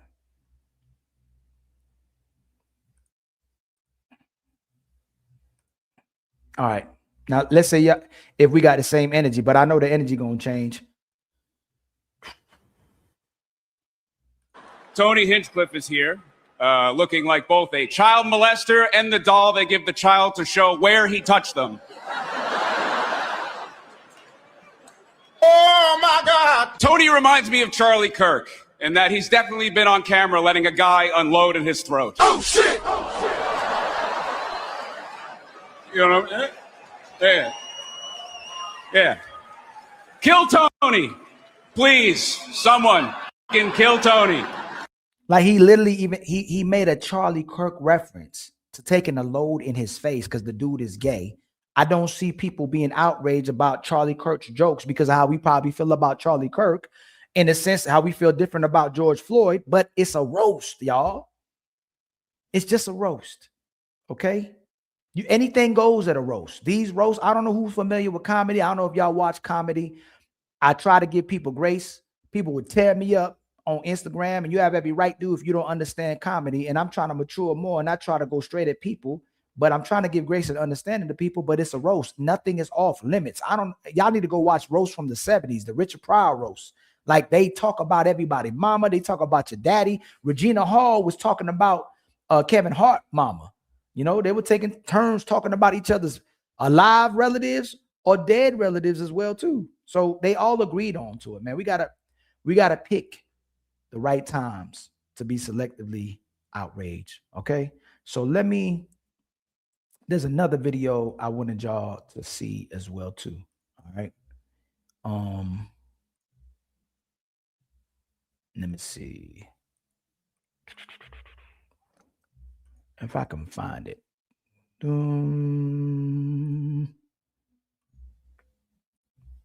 Here you go. Hold on, y'all.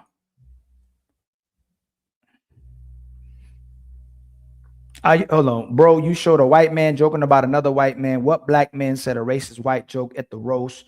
People show a clip of that and it would be selective outrage. They were making jokes about white people the entire. Did y'all watch? Anybody who commenting, did y'all watch the roast?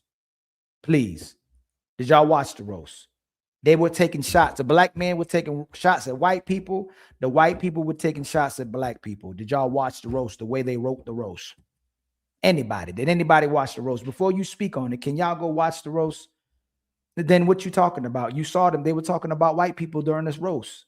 The white people were talking about black people, and the black people talking about white people during the roast. They were calling all the white people on there. They would, but some of the white people, they would call them white supremacists.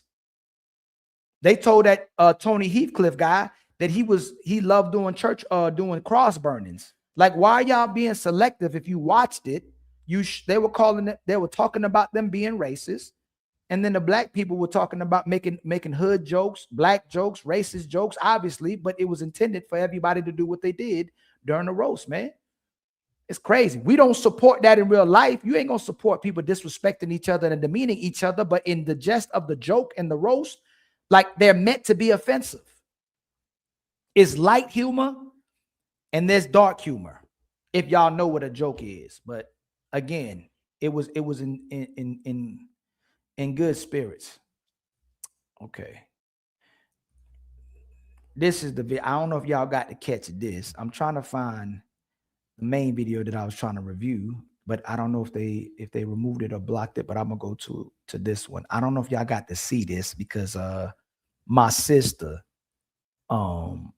Cheyenne Bryant, Dr. Cheyenne, she is Cheyenne Bryant now. She not doctor no more. All right. Sister been lying about everything. I don't know y'all been paying attention, but she'd have been caught red-handed.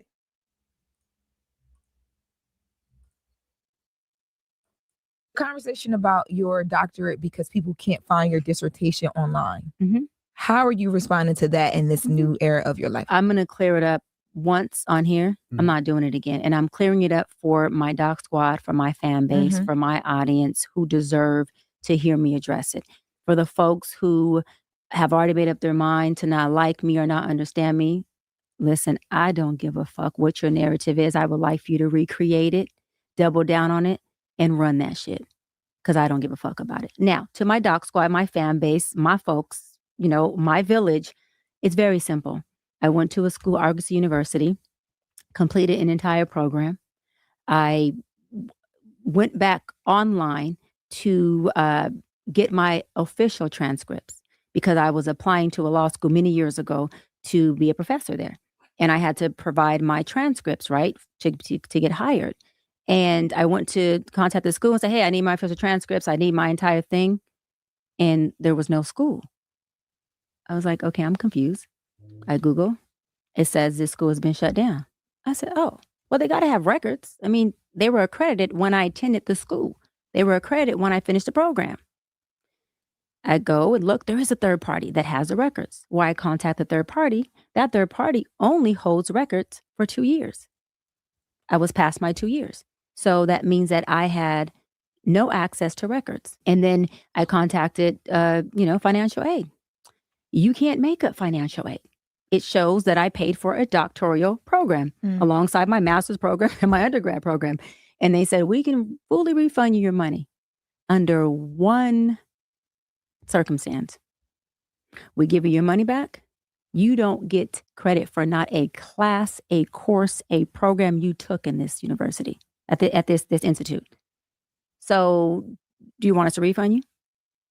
Or do you want us not? I said no, because I didn't want to risk the chance of them saying, well, we're going to give you back your money, and it wipes out your entire program. Luckily, I had, I do this with all of the schools. I had downloaded from the actual student portal my transcripts at that time. And I was able to get just about all of my transcripts, including up to like dissertation. But everything else, there's just no holding take for any of our records, which I think is completely effed up. Just in general. They are going to kill you online this week. They're going to say she has no records. They just want to hate you regardless. No, that's fine. And it's not even that there's no records that I don't. The school had a third party that carried the records only for a limit of 2 years. So it's not me. It's any student that attended Argosy. But again, it doesn't how can I say it? It doesn't affect me because if I chose to go get a license as an LMFT, I have my master's in marriage and child therapist. I have my hours. I can just take that and say, hey, let me submit these for licensure. And I want to go sit for my exam and I'll have to do a study.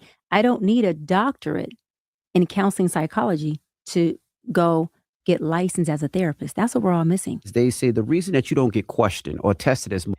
And y'all, the thing that don't make sense, right? All this stuff you're going to have a degree for, right? Whether she did, she says she was a doctor, whether she got the master's, the doctorate, medical degree, whatever kind of degree she got, right?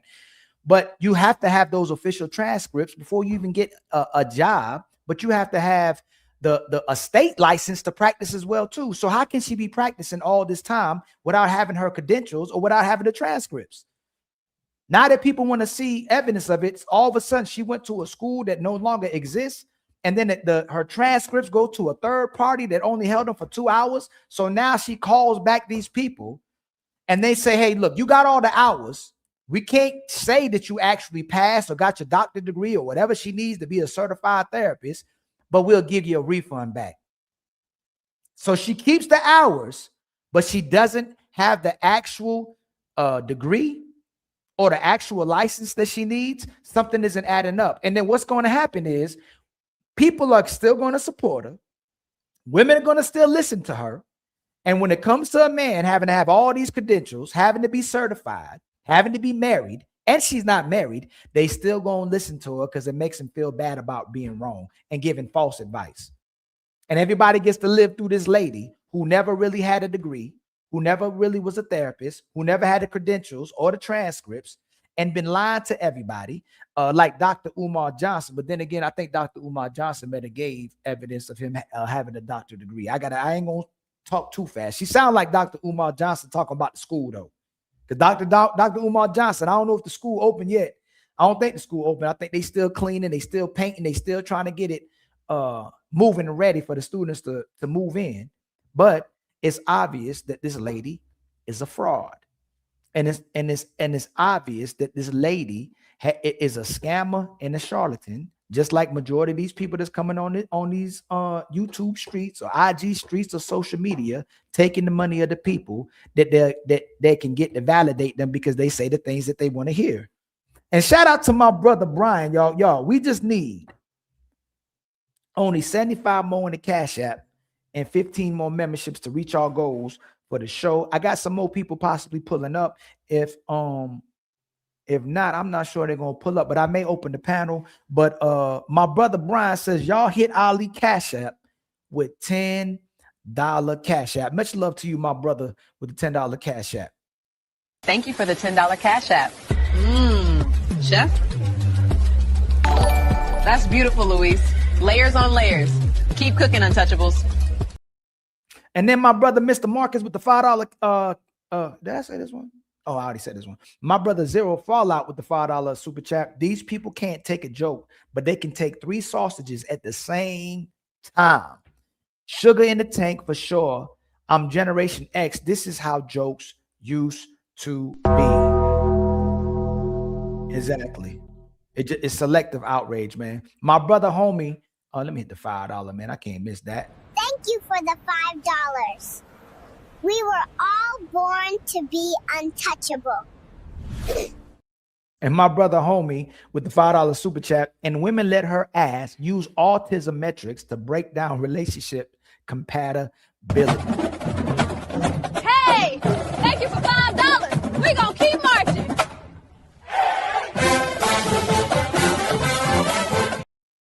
Let's see if it get worse. Which is because of your quote unquote looks. I said this last time I was on. You might be my alter ego brother, because some of the stuff you say is just right up the alley of what needs to be addressed. So there's pretty privilege, and I've learned that there's pretty punishment. And I didn't really understand that term until I got into my field. And I want to say this: I've been in my field for 18 years. I didn't get into this field to become famous, to become a celebrity. I got in this field because I was a little girl from the inner city who was tenacious and determined to make it out. And I had a lot of broken pieces and abandonment. And when God provided me tools that helped me take my broken pieces and make peace from it, go from my wilderness into my promised land, which I talk about in my book, Live Your Promise, I thought, wait a minute, I got to make sure I give everybody I come in contact with these principles, because everyone deserves that freedom and that healing that I'm experiencing, what I call God's peace. All right. And so, and this is what Fatty talking about. All of these coaches, all these people who got these programs, all of these people that's scamming, they're getting people to sign up for things where nobody ever graduates. And even the person who practicing never graduated as well too. Somehow she can be engaged 50 billion times, but she still ain't got a man or a husband as well either. And according to Tasha K and other private information that I know personally, she's dealing with a woman and she's been engaged in a lesbian relationships. So she's telling women what to expect from men, and then turns around and tell the men what they should expect from women and what a healthy relationship should look like. But then she's not even dealing with a man anymore. She's dealing with a woman, according to what Tasha K brought up, and according to what Ali kind of personally knows as well too. But I don't want to jump that far off in a limb and say that. I got to have the obvious proof, right? But the fact that there's so many women testifying to being engagement queens and having men who are willing and ready to marry them, but they don't settle down with them, says a lot about what these women are preaching. You already saw the sister, the Sarah Fawcett sister, had a friend on the side, but had another dude that she was dealing with that she supposedly was going to get married to. But since he wasn't ready to get married, she got married to the so-called friend who was ready to get married to her. If that was just your friend, where did the possibility of marriage come from? And then women want men to accept women having friends or having male friends. I thought most men didn't upgrade from the friend zone, but damn, in 2026, boy, hey, dudes are upgrading from the friend zone now because they can't get the friends with benefit to commit. Hey, either y'all lock these women down, or they're gonna lock their friends down. So if the man, all these red pill talking points that y'all, then we've been trying to. That's why me and Fatty are going so hard at each other now. Y'all don't realize it. The talking points, man. They not even the talking points no more. So whether you the guy that's the high value guy that gets the resources, that gets the production, that makes a certain amount of money, whether you the guy that can get the pick from the litter, you ain't gonna get the woman to commit to you. You ain't gonna get the woman to submit to you, because like her, she still wants attention. She still wants to be viewed better than you're viewed. She still wants to be in control of the relationship, even if she gets the guy that she wants. And then if you're the guy who actually submits to her, the guy who cooperates and listens to her, she's not going to listen to you or respect you as well too. So what's ultimately seeming like it works is the relationship and these marriages or the things we try to build with each other will only work if the woman wants it to work. If she doesn't want it to work, it ends. If she doesn't want to continue to be in a relationship with you, it's not going to happen. If you ain't him to her, you ain't him anymore. My brother homie with the $5 super chat. No, I already read this one. Oh, I knew something. My brother Johnny Mack with the $5 super chat. Miss Bryant is average at best. Who told her she had privilege? Get her results, my brother. And that's what we say. She can get men, and she can get the men that she wants. She can still get the guy that she wants, but she's not willing to put in the work. We so brainwashed. And we so conditioned to keep thinking that the women can't get the man that they want, but they're not willing to settle down with the man that they want him as well too, because then she would have responsibility. So if she gets with the guy that requires something from her, she's not staying with him.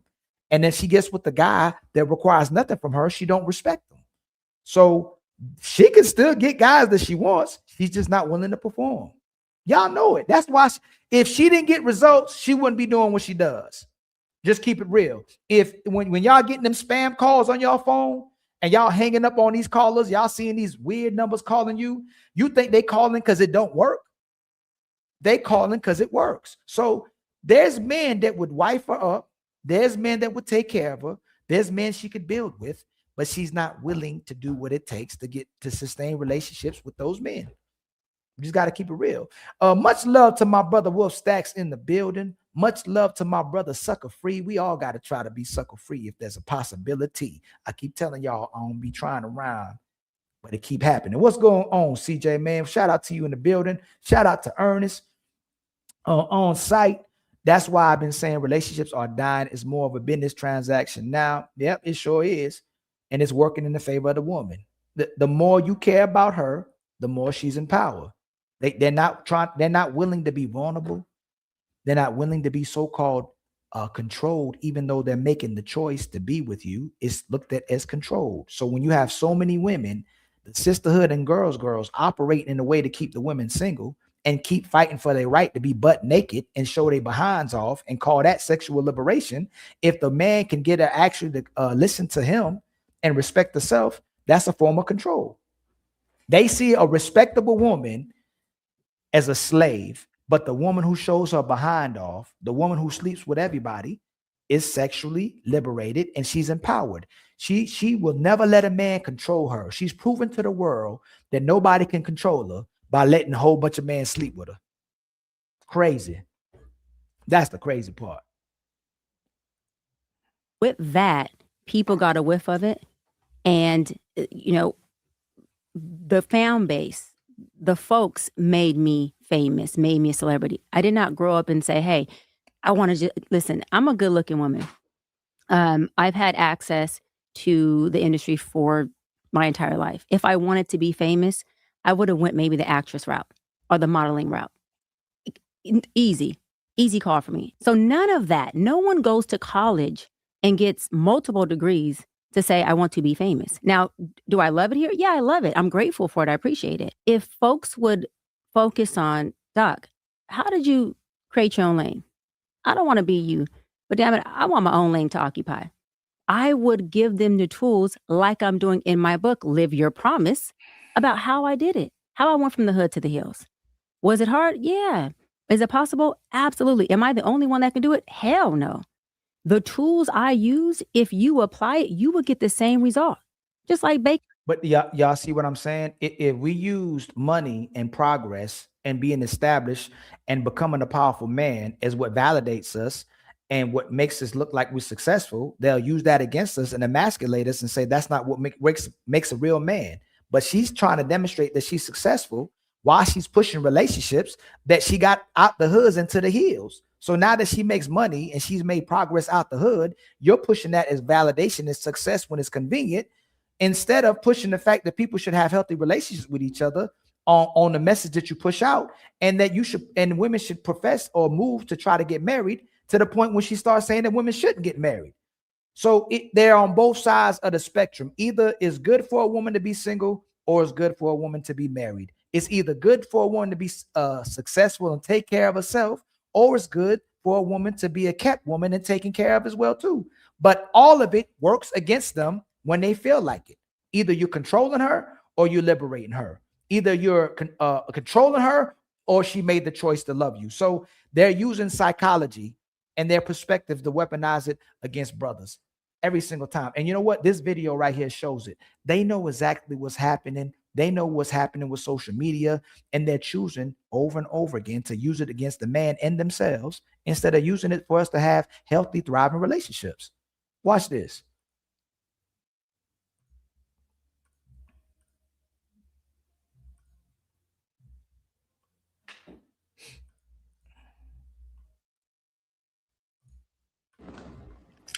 This woman had made a post talking about how social media had radicalized her against men. And now she realized that she was completely wrong. And this is why you have to watch the information that goes on your timeline, because of confirmation bias. Once, in like the movie Inception, once an idea gets dropped into your mind and then things keep coming to feed it and feed it and feed it and feed it, that idea will start to come to define you. And that will be all you will be able to do. That will be also be all you will be able to see, because we don't see with our eyes, we see through them. But your eyes can only see what your emotional wounds allow you to actually see. We don't see with our eyes, we see through our eyes with our minds. But the minds can only see what, or the eyes can only see what the mind can comprehend, and the mind can only comprehend what our emotional wounds allow us to see. So if you're taking in all this information and man is bad, man is bad, man is bad, you can't be mad when you're in this situation and you're alone. This woman had made a post talking about how social media had radicalized her against men. And now she realized that she was completely wrong. And this is why I don't know. Is it? I say this all the time. Okay. Men don't listen. That's the reason why the military handles them the way that you follow commands. And so people will say, well, how they follow commands if they don't listen? Sir, that means you don't know what it means to listen. Listen means to shut your mouth and take in the information, think about it, and respond appropriately. Men do not listen. They follow commands. Commands are very short. Go here, do this, do that, drop and give me 20. Those are commands. And how do you train a person to follow those commands at the respond of a snap? Is real simple. You put their body through something physical so that it can associate it with the command or the action that you just made them do. And this is how you train men. Men follow commands, they don't listen. I say this. Man, first of all, I'm sorry about that. The video before that was supposed to play the video of that lady. I thought it was behind that. Ignore that video. This was another video I was going to do a topic on for yesterday's show, but I guess that wasn't a video. Okay, this is the one I want to show you. One thing I've noticed about narcissistic men, they are very petty and feminine. Am I the only one who be thinking that they be DL? No straight man will act like that. No man that's actually happy with women will act the way narcissistic men do. They're very competitive as well. As a man, why are you in competition with a woman? As a man, why are you comparing yourself to a woman? I feel like they really want to be women. They're just upset because they're trapped in a man's body. They can't be their true selves because they know they will get judged by society. If you don't know what a narcissist is, I advise you to search it up. And 8 times out of 10, you've probably dealt with one before. It's really all about control to them. Their scheme is to break you down and make you feel like trash, so you have to build yourself up. But they want you to stay in that position, that down bad position forever. And once you get out that dark hole, they're going to envy you because their plan did not work. One thing about me, and y'all see, and this is what I mean, what they're doing with social media, right? The women are taking it, if they become emotional, if they feel inconvenienced because they saw adults feel inconvenienced for serving somebody or loving somebody or caring for somebody, that is tearing the person down. So a lot of times when people get in relationships, a woman thinks when she has to put herself in a certain position to perform for the man, that is taking away her power and that it's a form of control. But there's results that come from the control. There's respect that comes from the control. There's production that comes from the control. There's love that comes from the control. Like there's rewards that come from the control. But this is why the title I put Women Fall in Hate. There's another video I want to show you from a psychologist that was talking about that when the women are looking from the perspectives of the woman's eyes on dealing with men that she didn't actually respect and value, that when the man controlled her, when the man took advantage of her, it's the way it made her feel in response to what the man was doing to her. And I know sometimes we have these conversations and we so used to hearing the same thing repeated over and over and over again. But what I want you to pay attention to is when the woman is talking about the man, she's actually talking about herself. And it's the way she truly feels about having to love and do something for somebody else. She feels like she's losing power because she has to be vulnerable. She has to put herself in a position where she's doing for the other person. And I don't know if y'all acknowledge when he make these videos about the narcissist, none of these women ever get these men diagnosed. Okay, even with the postpartum, and no offense to no women who may have postpartum, the postpartum has to get diagnosed. The depression has to get diagnosed. The narcissistic person, they have to be diagnosed before you can tell the person that they have narcissism or narcissistic. But they never get diagnosed. But the main thing about what happens is the woman have to put the man in a vulnerable position to make him feel down. And when you make the person feel down, you have to make them feel good about making you happy. So why do you think a lot of times when we talk about the state of man and what they get to, where they feel like they're not good enough, where they feel like that everything they do doesn't make the woman happy, and we feel like you can never do nothing to make her happy. The problem is if she already isn't happy, you can add to her happiness, but you can't make her happy. And if loving herself in the beginning or doing for herself and already loving other people didn't make her happy, she's going to feel miserable when she has to do something for somebody else. And when she has to do something for somebody else, it's going to be viewed as somebody trying to control her. And then that person who's trying to be controller is going to be looking like a narcissist for the person expecting something from the person that says that loves them.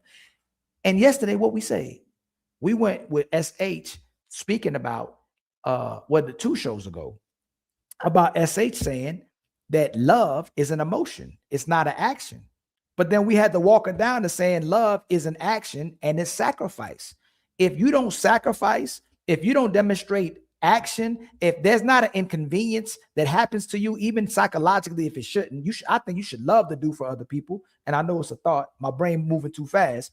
I love serving. I love doing for other people, but is that inside of me? And it may not be in other people. And then people can't recognize that their mentality has to change, or can it change? If you're a person that doesn't feel good when you do something for somebody else, it's going to feel like somebody's controlling you. Hold on real quick, y'all.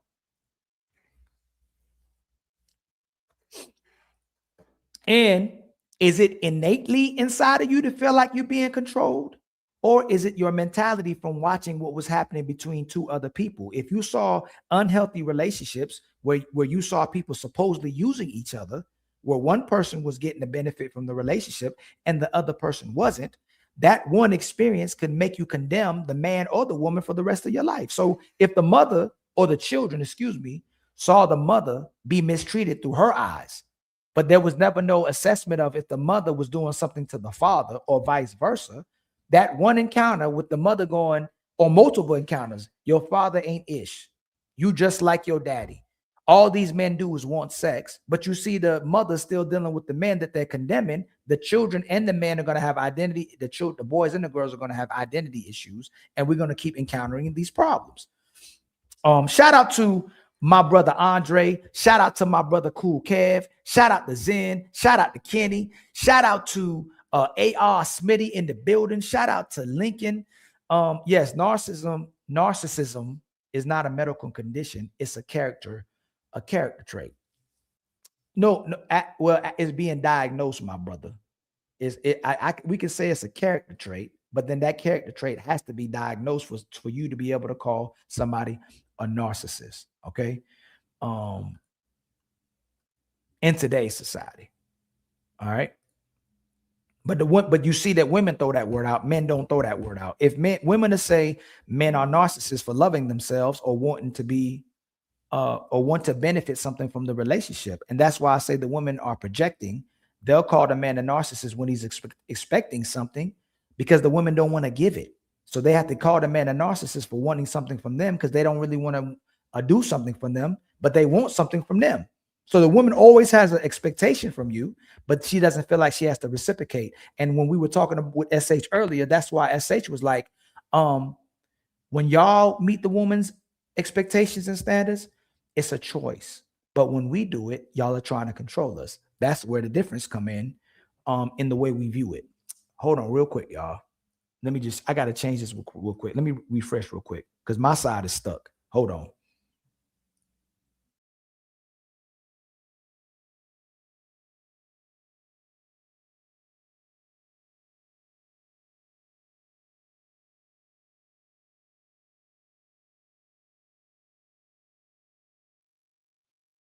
Okay, can y'all see me? Can y'all hear me? Hold on real quick. My side keep getting stuck. Yeah, hold on, y'all. I got to put my fan in. All right, hold on real quick.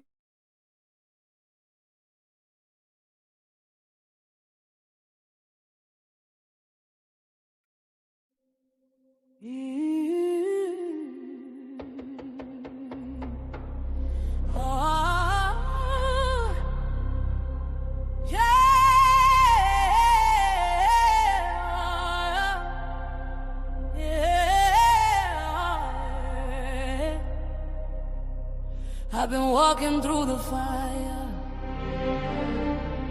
with my head up hard aligned. Every scar became a scripture, every tear a deeper sign. They try to silence the truth,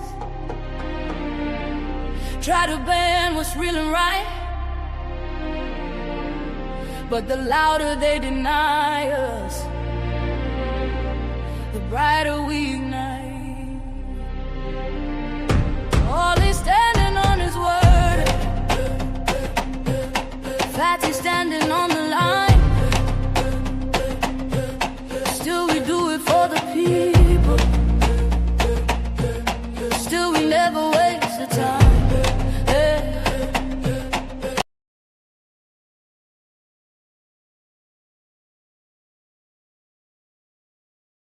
Wanted to review as well too. All right, it's some interesting things that I saw in the beginning of the video. So I wanted to fucking time. Yeah. For some shit you ain't have shit to do with. Right. So But before you a gotta good keep in call. mind, when you in the streets, that's the vow that you take. Come with it. Yeah. You can't talk. But when we say lame, what are we categorizing as lame too? See, this shit ain't got nothing to do with it because I'm a civilian. Yeah, no. When you said like, what makes a guy lame? Because I feel like, Man, y'all know y'all done did well, this I'm lame saying ass though, niggas. it may be somebody Like, that's come on now. cool to you True. that I may think is lame, or vice versa. So what makes somebody lame though? That's the thing. I think it depends on the person. It's a person by person basis because it's shit that Actions make niggas you do that I think is lame, but you might not think that Right. shit lame. Yeah, Right. that's what I'm saying. So how can we be like, okay, we got to tell people they lame, but sometimes people really, I may not think somebody is lame, and you may think they lame. So he should tell them. So Me? We've been trying to tell them. They don't listen to us. But that's what I'm saying. I think that's the difference. One thing that I learned about that though is niggas be lame sometimes, but that lame shit doesn't work somewhere. They only doing the That's what shit I'm that don't saying. work. That's what true. So how can we? I think you just need to go where you're loved. We need to stop the cycle, break the chain Break the chain. of lameness. Oh hell no! But we Because can't think about though. it. After somebody done broke your heart, that's all the fuck you want. A little lame. Yep. So you can get through that. hell. I ain't never That's like what the that. purpose Look, of that nigga, you can shit step is. on a little bit. You done dealt with a lame, a nigga who like the fuck out you. Yeah. That nigga might not talk to you. He freeze up when you come He don't around. even say shit for real. You gave ain't nigga a said shit chance, but 6 he done months. blew it just because he wasn't cool Yeah. at all. That nigga did everything you wanted to Everything do. You right. just didn't want it You from didn't him. want it. You know, That's lame. Yeah, that's that's fine. probably my problem. I like cool niggas. Exactly. And Think that's all the the niggas who you problem. think ain't cool. You How said many- what? how many Now, listen? I said, now think of the niggas who you don't think are cool. Right. Them the No niggas more. right That's who there. I need to date. Exactly. Damn. But what if y'all ever look at it like this, right? What if all the niggas that you was looking for, like all the shit you looking for in a man, that was all the niggas that you didn't like? that I think that lame is responsible. I think, and you know, when it conflates or equates to the boring as well too. That's what I mean when we trying to get to the conversations to really get to the core of what's happening, right? If the dude that was lame was a dude that was doing anything for you and everything for you, but then he had an expectation from you, he became a lame, he became boring, and he became predictable. Then is the chaos just the mask the fact that the women don't like, again, the routine. They don't like having to deal with what the man wants when you come to the table and he's asking you what you bring to the table, but you don't want to actually bring nothing to this man for him to benefit from. Is that what's actually happening every time that these women go to this person, the lane, and then the brothers will turn back around and go, hey, she just didn't want that guy. She didn't like that guy. She didn't respect that guy. Is it the fact that the lane part was the fact that he expected the woman to at least serve him and do something for him and reciprocate? It's the expectation that the person has that makes him a lame, instead of the fact that when you get somebody to love you and you give somebody to give you order, you give somebody to give you routine, that you respect it and you value it inside of your life. But again, the good guy is going to always be the lame, and the guy that they supposedly like always going to be the asshole. But both of them typically come back and when you full circle and become a man that at least is expecting something for the woman and some type of reciprocation, man. Like the nigga you describing is a nigga that you don't like for real. You done already met all the niggas of your dream at this age. That's how I be looking at shit. I be like, don't come over here making all these fucking requests. Cause I'm about to be 43. You done had plenty of time. And y'all see what I'm saying? Like, if the women really love and value the guy, why is it about the request?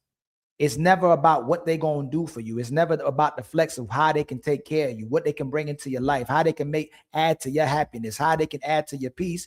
Both men are talking about the woman's expectations and her requests. We can't flex about what she gonna do for none of us. What's going on, my brother Matreon? What's going on, DVG? What's going on, that man? What's going on, family? Fuck with who you wanted to fuck with. Yeah. You finna sit down. I'm not finna change. I'm telling you right now. You didn't have that nigga already. I'm not finna be him. Yeah. Oh. You fuck with this nigga in like 2003. You got a baby by this nigga already. Don't act like you looking for something new. But you know what you like. Oh God. But maybe that's why so many people are change single. me. You need to quit because smoking they all not that weed. giving, Shut the they fuck giving, you know, they not giving people a chance. Oh, like God, they might be a good You person need for it. you. What she say? But maybe that's why so many people are change single. me. You need to quit because smoking they all not that weed. giving, Shut the they fuck giving, you know, they not giving people a chance. Oh, like God, they might bro. be a good You person need for a nigga you. who can smoke weed and keep them niggas off your ass. Every nigga you done had, Bro, you you smoke right, weed, bro. and guess what? That nigga drove your car like it was his. Not like Joe. You need to start fucking with a nigga Oh, that smoke God. weed. Them niggas who don't smoke do not like you. You feel me? Yeah. But I think that's why a lot of women are opting to be single too. Shit, a lot of men are. It costs too much to fuck with somebody right now. It ain't even that. I'm gonna keep it all the way real with you. Especially like when you're. Have you seen the prices of eggs? No, I'm telling you, every nigga in here got different income. And no matter what your income is, for what you make, that shit high. Yeah. The nigga who make $1,000 spending about $750 on his bitch. The nigga who got 10, he's spending about $7,500. The nigga who got 100,000, the nigga done spent about 75 rent already. The nigga with $1 million, oh, his girl going crazy. She done blew 200 and it ain't even March yet. Yeah. She way ahead of schedule. Look, sometimes people think accidents are just a moment, but what comes after can last way longer. Maybe they threw notes where you can have more than on track. You better get this commercial out of here. Down. Pound, L. That's why you got to I put seen somebody a like nigga- you. You ain't got to spend so much Man, money. I seen a nigga in Lennox the other day walk past the Louis Vuitton store. That nigga grabbed his girl hand and said, "Don't even look over there." Oh, it's getting God straight. It's getting damn. straight. I don't know, but do we believe that? Like, I feel like if a girl like you, That's what you got to fuck with. You fuck If with a girl like you, it still costs money. yeah, exactly. Shit. We're not complaining about the money. Yeah, we ain't playing. We complaining about the exchange rate. What am I paying for? The ROI don't make sense no more. It's just like when you pay all this money to get the Wi-Fi in your house. And y'all know it's about to get real quiet. Because they can't never tell you what you're going to get. You're going to get some headaches. You're going to get some problems. You're going to get some demands, but it's not going to be something that's going to make your life more fruitful. And it's not something you're about to benefit from. And it's something not going to put a nice little smile on your face where they're keeping up with the expectations that they committed to. But it's about to get real quiet. Nobody around the world, can't nobody in the universe, can't no God come down here and tell us what men are actually supposed to get out these relationships or what they gonna get or what they getting. Excuse me. What do you get in 2026 when you get with today's women? What you gonna get is you sassy, you toxic, why you always complaining. Y'all hate women because you asking for something from a woman. Even if the man just don't want no problems, it's too much. Even if he just want peace, it's too much. What are you getting? Except for problems, headaches, and somebody that says it's just not enough. And I keep saying it just so we say it loud and clear. We are appreciative of the woman who love us. We are appreciative of the woman who value us. We are appreciative of the woman who wake up with us on their mind, ready to do for the things that make us happy. We love y'all. True, all respect to the sisters who carry that type of energy, that type of commitment, and that type of love. But for most men and what they're encountering, most of these women aren't bringing nothing to the table. So I'm happy he asked the question. I bet you they watch what they say, because they don't want to be a traditional woman. They don't want to cook. They don't want to clean. And a lot of men getting sexless marriages or sexless relationships. They don't even want to give up the box, even though you think it'd be mutual benefits to both people. And it's both people consenting. It's crazy you wouldn't want to make love to the person you could pretend you love. But what is the benefit? At least you'd fake it till you make it. Your shit don't even pick up good downstairs. I am.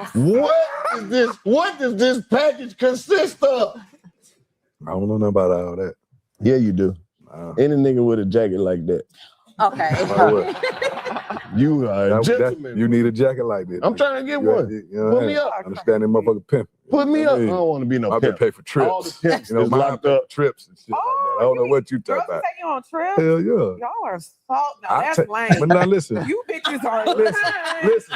loser. Listen. Pussy not hitting for Listen. shit. Listen. Why are you taking a man on vacation? Hold on, let us Listen. speak to the ladies.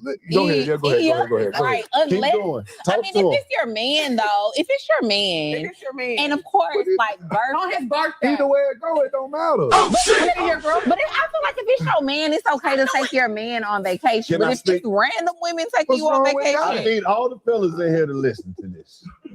Do you hear this? You got to be her man, and it got to be your birthday. But you supposed to take her out of the country. Just no, we don't gotta be his birthday. What, you feel me? I'm saying You see what I'm it saying? don't have to be his birthday, but he have to be But my you see what I'm saying? man. Why motherfucker can't just like me and be Man, like, you- what you doing? Let's go. And you know what's crazy? They have to be their man to get all this, right? But they never got a man. So you know they lying. I'll cook when I got a man. I'll take them on vacation when I got a man. I'll sex them down when I got a man. These women be lying. That's why they single. They not about to do any of that. Nothing about what they talking about is going to come around when you get in a relationship with them, because that's why they don't got a man. They're not willing to do what it takes to keep a man. Everything else is more important. They so-called freedom, they so-called peace that they have that they don't bring to you when you get in a relationship is more important. But we know they're miserable when they by themselves as well too. That's why you get misery with them when you get in a relationship. All these women are stunting about how they truly feel about themselves when they're by themselves, but they tell you the truth after the relationships where they're always looking for self-love. It wasn't that he didn't love you. You already don't love and respect yourself. And for some reason, you don't got no peace within yourself as well too. It could be all the ways you was bust down. It could be the way you was raised. It could be the experiences you have with other women and your friends. But for some reason, you're always struggling with having to love somebody else, including yourself. So we know we ain't about to get no peace, but we know you ain't about to do all these things you about to do. And this is why you single. Talking about ain't no man bringing no peace into their life. Well, I'm only going to do this for my man. They be lying. Fuck with us, man. And This girl told me she wanted to go to If you're talking to a man, y'all aren't in a relationship, yes, I think it's lame to pay for a trip. Hey, y'all, come over to my. I got to end SH. I forgot to end SH part. I'm about to end SH's part. Come over to Ali's side. Ilkan Ali. If you don't even know who I am, you might not know who I am. I ain't got no clout yet. Okay, I got mini clout, like a little bit of clout, like just a little bit, just enough. You might know who I am, but I forgot to end SH part. If y'all on SH side, come over to Ali's side. Okay. Let me end. I got to end this real quick. I forgot. She might be mad at me. All right. As a woman, I do. I'm sorry. I'm sorry. I do. I'm sorry. I apologize to all the ladies out there who got a lot of money and they just like to spend it on niggas. And y'all, a shout out to the people in the building. Please like and subscribe. Please hit the share button at the bottom of the screen. It's absolutely free. When these videos are done, please hype the videos. It's for free. Make sure you like, make sure you hype, and make sure you subscribe to the homie Ali. It's free.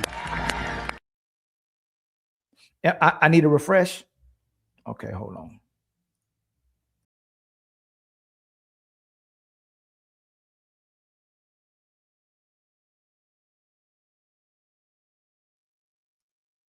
Okay, here we go. Dang, I didn't need a refresh. See, somebody be doing me dirty. I'm good now. Am I good now? I'm clear. Am I good now?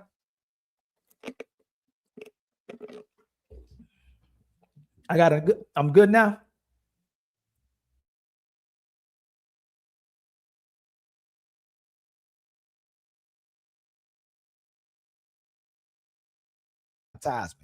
Can y'all hear me? On my end, you need a refreshing. Am I good now? Oh, I know. I was good. Am I good now, yo? I know they be doing me dirty, right? It's all right, man. If I wasn't good on your side, hopefully I'm doing better now. Don't let her talk your shit, man. Don't let her talk about that. Don't let her talk about that. Look, if you like spending money on a nigga, don't let try to make you feel bad about that. Yeah. It's niggas like me and Moneybag who want to go to Turks and Caicos. We so hood, we didn't even know it was one place. I'm talking 2 islands. This when we going to Caicos. She owed me a trip. But you know that makes sense because Trinidad and Tobago is 2 different places. So it makes sense. Hey, is that a boat ride? We've been in Turks for 2 I days. want to go to boat, but we've been in Turks. When we going to Caicos? Oh my God. Bitch ain't took me to Caicos. You there already. Come on, man. Don't, ladies, all them. There's a lot of. That's what I want to tell y'all. Don't let a nigga tell you he don't like shit. Like, Come on, man. don't let a nigga. Niggas know the consideration, shawty. That what separates you from different shit. It separates you. Like, you got a lot of women that don't cook these days. I cheat on a bitch for a corn dog. This over here make corn I dog. don't like corn dog. But I'm saying they don't understand how easy it is for a nigga to be like, damn, that's valuable. Like, if ain't nobody doing shit for me the same way y'all think. Say if you fucking with 3 niggas and only one of them taking you on a trip.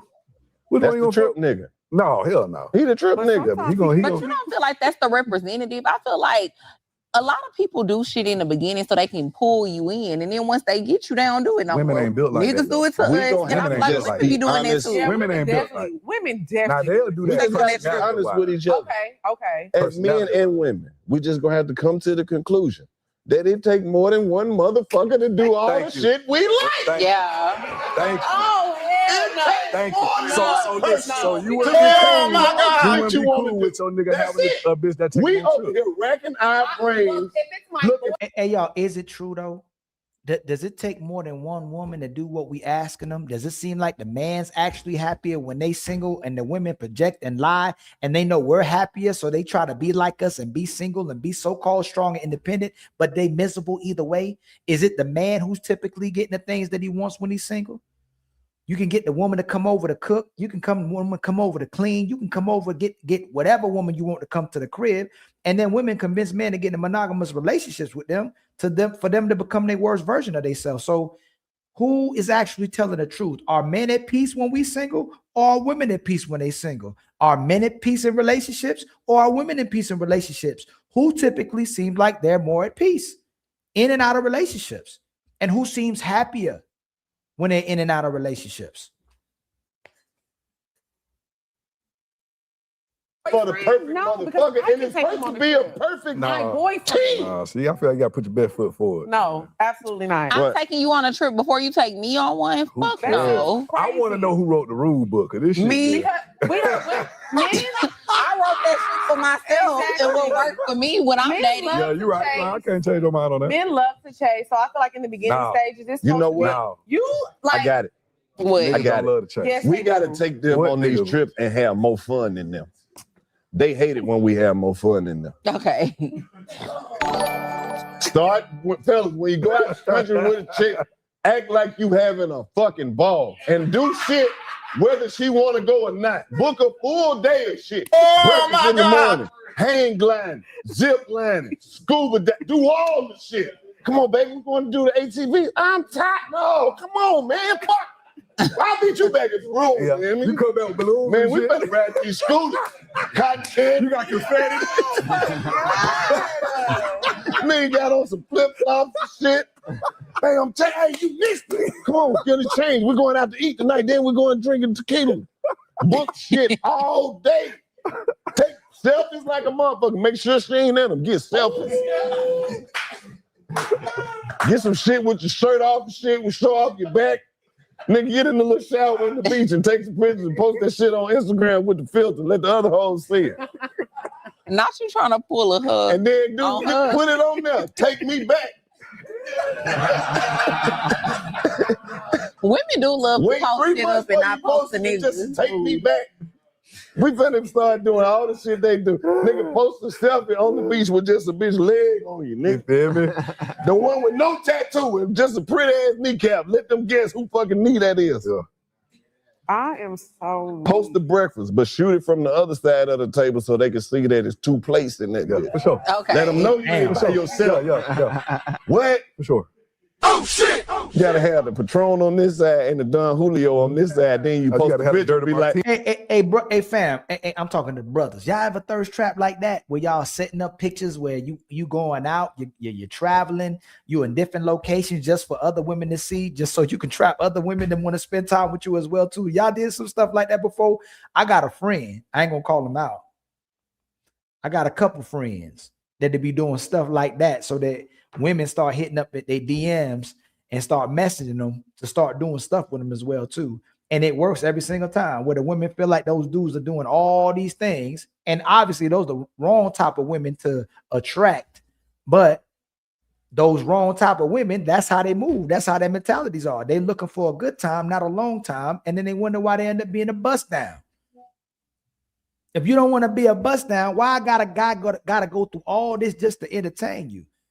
That's the crazy part. Men got to go through all these things to either make a woman like you or prove to the woman that you like her, just for the relationships to keep going the way that they keep going, where you're not getting nothing typically out the relationship. So if you're going to start out entertaining a woman, if you're going to start out being her cheerleader, if you're going to start out always doing all these things for her, just know that that relationship is going to end up maintaining that same type of momentum. You're going to have to keep doing for her for the rest of that relationship versus getting with a woman who's doing for you, or at least trying to maintain the things that you're doing for her as well too. At least you hoping that y'all are reciprocating. But if you start out doing all these things for a woman, just be sure and be mindful that you're gonna have to keep that up to keep stay in a relationship with that type of woman. and you gotta say shit like, you know, I don't even drink no white. Hashtag niggas know. You gotta leave a little mystery. What? Show the receipt where you paid for 2 tickets. That's how you get them. Mm-hmm. We own it. Y'all putting us up on game. This is what we That's need. what we here for. Take your nigga on trip, man. Do shit for your nigga, man. Absolutely. For your nigga. It don't matter. If that nigga got you feeling good, and if you got some niggas on your roster, grown, man. treat them all. If I got him feeling that good, why he ain't my man? Exactly. Because you don't want to commit. See, y'all, it do take Y'all time. don't be wanting to commit. See, listen, y'all got got commitment expect issues. a nigga to come into the door with no other hoes. Like, you know, y'all do know it'd be a lot of shit we gotta break off. Give it about 8 months. No. About 6 to 8 months. You meet me today, them hoes need to be gone tomorrow. Wow. Can I speak my piece? Wow. Oh my Wow. And that's what I said, y'all. Y'all supposed to get rid of all your women. You're not even in a relationship with them, but when they get in a relationship with you, they still marketing to other men. They still want attention from other men. They still can't control the way they dress and maneuver and conduct themselves with other men. They still out here letting brothers buy them lunch and do things for them. But you're supposed to cut off all your women to be with one woman while she's still entertaining other men while you're in a relationship with her. They absolutely not only leading men, but they finessing men, man. They got the game all messed up. First of all, You barely jumped off the porch. Stay out of this conversation. First of all, y'all got to start being more open-minded to who it is that we having to let go. Oh, brother. Y'all are underestimating a nigga's hoe skills. If you just gave her a chance, you might actually like her. She's very creative. Exactly. She's into the arts, fashion, real quiet, don't bother nobody. She Y'all got her both own plant money. moms. She got her own motion. She like plants. Come on, man. She speak French. Did you know that? Did you know that? Bitch on a daycare. Come on, man. Don't you got 2 babies? 2 master's degree. Come on now. Her homegirl is the girl who be approving people for the WIC in the Section 8. And the food stamp. Come on. You cutting your network off. Being selfish. This a resource. Why would you want a nigga to cut his hoes off if you not ready to be all this nigga's hoes? You feel me? All these hoes. I had 6 hoes when I met you. You got to do the work of all 6 of them. You ready to take on this responsibility? Did you know that my hoes be cooking and shit? We don't even eat fast food.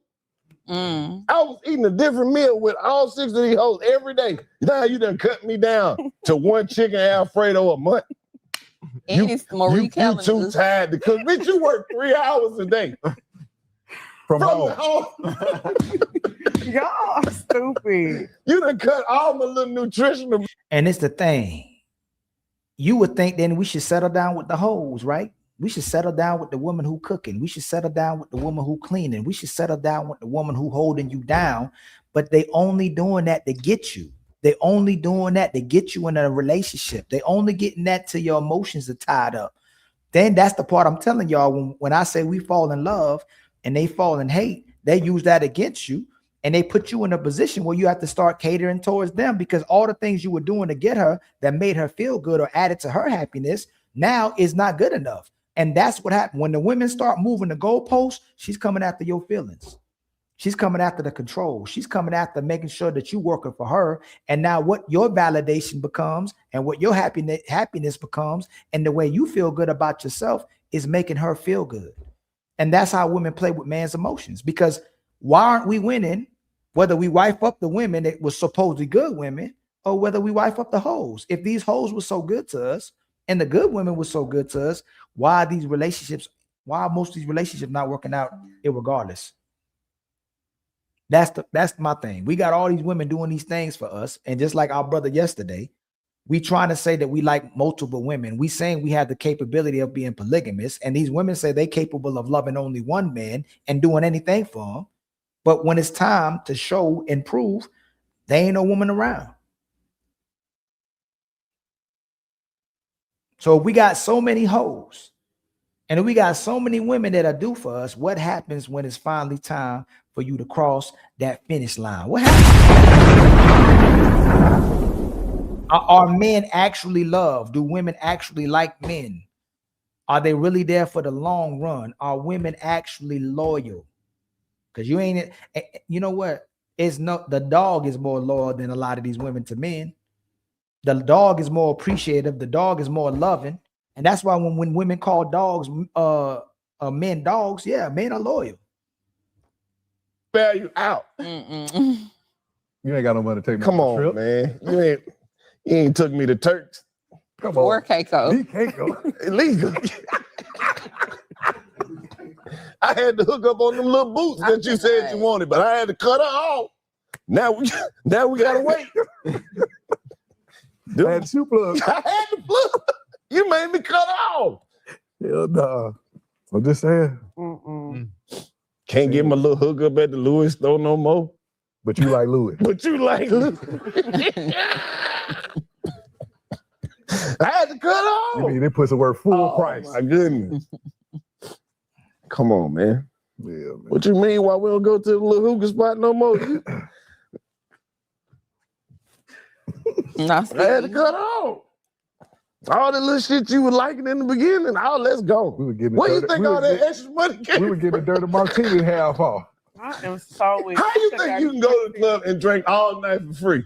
Come on, man. He's trying to appease us. He's trying to get us to be like, you right. I need that dirty martini. You almost got me. Bag be knowing. I'm just saying. What's so wrong with a nigga having more than one? I mean, I like that. Not that I want that, but I'm just saying. If you're dating and you're trying to see what's out there, okay, cool. That's what you're supposed to do. No, I'm talking about why you got a girl. Why you can't Fuck have seeing two what's girls? out there. We know what's out there. I mean, some men do. We know. They be cool with If she it. knows that she's okay with it, you're not being sneaky. Yeah. Cool. Some people are okay with it. And I think you should date the people that's okay with it instead of trying to date people that ain't okay with it. Try to change the motherfucker mind. Yeah. Yeah, right. That would make it fun. That would make it fun. Like, oh, you went to What they gonna do? All right, don't worry about Yes, it. if you can. I'm the gingerbread man. I'm trying to convert me, motherfucker. If I like you more than her, guess what I'm gonna tell you when you ask me who that is? I don't fucking know. Yeah. I don't know her. I don't know her when I'm with you. And what I If said, I see men about only myself, like I doing might stuff know when her, they're but I being don't sneaky. know her. Oh God. They y'all just like to be sneaky. Y'all don't. You're right. Y'all- We that's what I here to said admit it. earlier. We here to tell the truth. Yeah. We like it. It's fun. Cause you know, like when y'all catch us fucking up, it let us know how far behind you are. That'd be some of the best sex you ever 'cause had. it's Get like, caught cheating. you think Get caught cheating. Yeah. That gonna be she This ain't is never actually fucked the you like that. Horrible Hold advice. on. She don't leave. Listen, it was a point. I used to cheat on the bed. I used to leave my phone open on purpose because that was the best sex we ever had. And make up sex. No, when I get caught. You know fucked you're up. not a good person. He not. This was back then. Yeah. It was like 2000. Hey, 20. And glad. she was a little slow. It was back then. Excuse me. I'm saying, I say that. I say that. What did you just say? She was a little slow. Oh, I thought you said something else. What you thought I said? Nothing. Y'all ain't never had that though. This fuck shit out you when you get caught. You know what I'm talking about, gang? That she still gonna stay. Sex, I'm still gonna stay. You feel me? Huh? Not I want her to leave and she stayed. When she go through your shit exactly. and she confronts you about some shit, that lets you know exactly how far back. You be like, oh, you like 6 hoes back. Nigga, you keep doing this thing. Oh my You God. don't even know about this new. You only caught it. I done cut her off already. The fuck with you? And then you gonna be mad to find out that I cut the hoes off. I cut them off. But you didn't want her to leave because I agree with him. Like, I feel like when men let you find out they cheating, they don't care. Yeah. Like, they want you to probably leave them. Yeah, that's true. If a man try to get caught cheating, he usually don't want the woman. Or like he might like her, he might like access to her, but he can care less. Like he don't care if he lose you. I ain't gonna say he don't care about you, but he don't care if he lose you. If he's trying to deliberately get caught, that's usually a toxic person. I would think men have more respect for women than that. That brother toxic right there. If he's trying to get caught cheating, that's toxic. We gonna keep it real over here. If he moving that kind of way, at least if you're dealing with multiple women and you're already being upfront and honest, you don't have to deliberately put it in her face and show her that. It's almost like a way to make yourself feel good and toot your own horn. A lot of times if brothers are doing that, I think that's more, even if the brother got it made, even if he get women, that shows the validation he gets from women, and there's a certain insecurity he has as well too. When he's trying to validate himself by showing another woman that he gets woman, that's definitely a sign of insecurity, especially when you're trying to toot your own horn. So I ain't telling nobody to move like that. But I wanted to show y'all something else.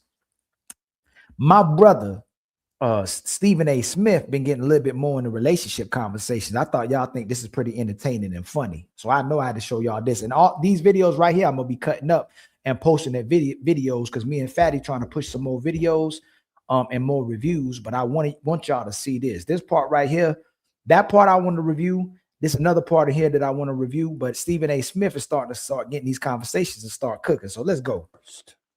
Oh, I give first. What do you give? What do you give? Do you really want to know the answer to that question? You really want? We really want to know. You know I know, but I want to hear. I'm that dude. I'm that dude. There's very, very little weakness in my game. Very. You understand what it is? It's money. It's attention. It's conversation. Damn it, sex. Whatever. Whatever the deal is that I have to do in order to make you happy. You understand? I've been very, very blessed in my life to not have too many complaints about me.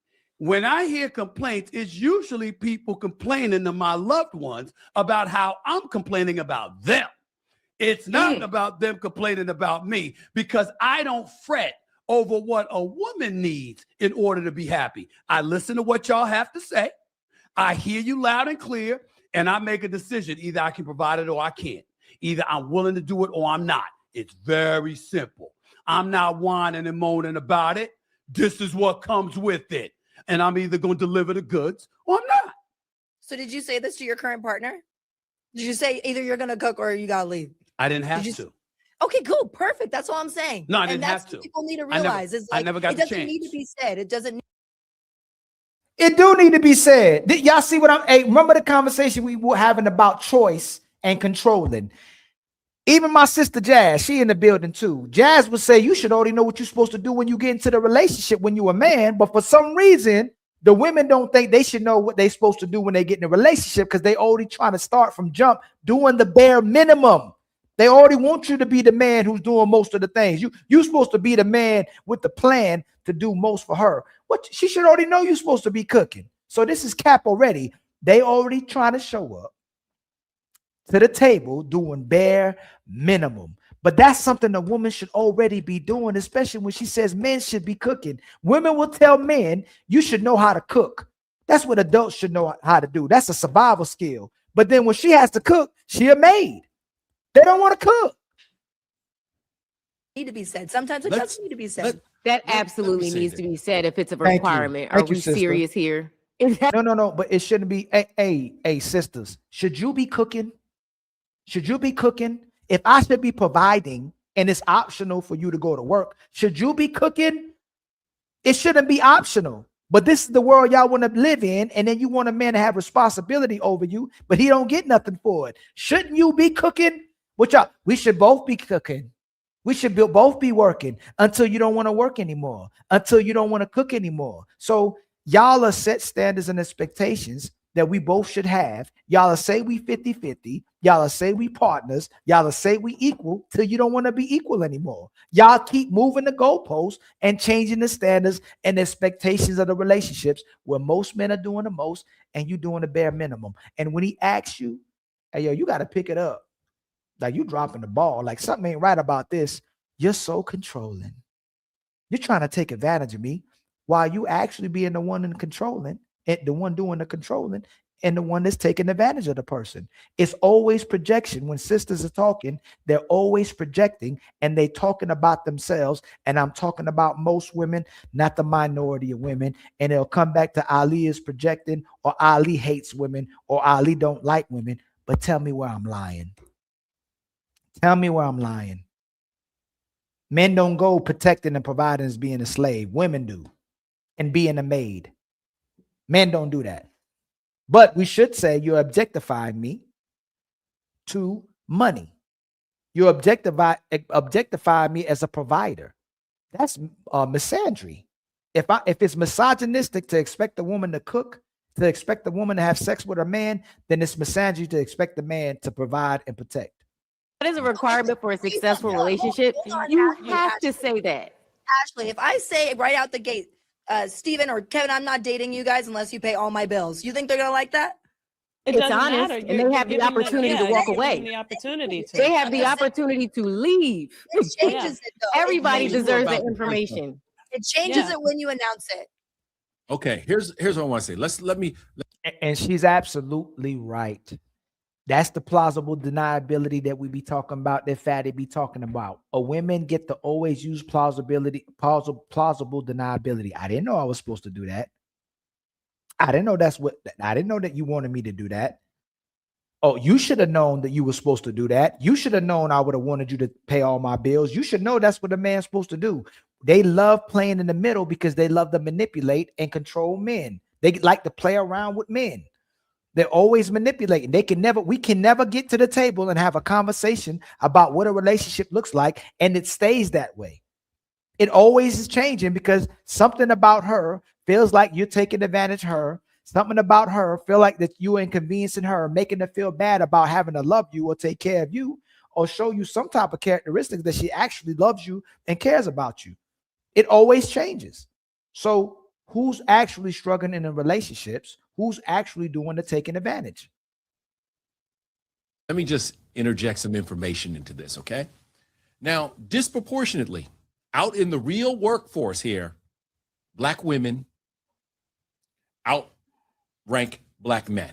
There are more Black women in the workforce. There are more Black women in managerial positions. Oh my God! So that means for most men out there, in a realistic scenario, they are working with a partner who works full-time and might make more money than them. Yeah. Now you're telling me in that realistic world, I'm not talking about the world of passport bros. I'm not talking about the world of the millionaire billionaires club. I'm talking about real Black folks, regular old Black folks.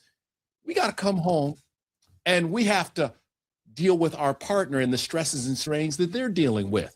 Mm-hmm. In my case, my wife, some days she's out there saving democracy, literally. I can't come home and say, fry me some damn chicken after you deal with the Supreme Court. Right. So I'm just saying for real folks, you can't say that. But better still, I want to bring this home. Let me bring this home for you. You have two very smart, accomplished, and confident young daughters.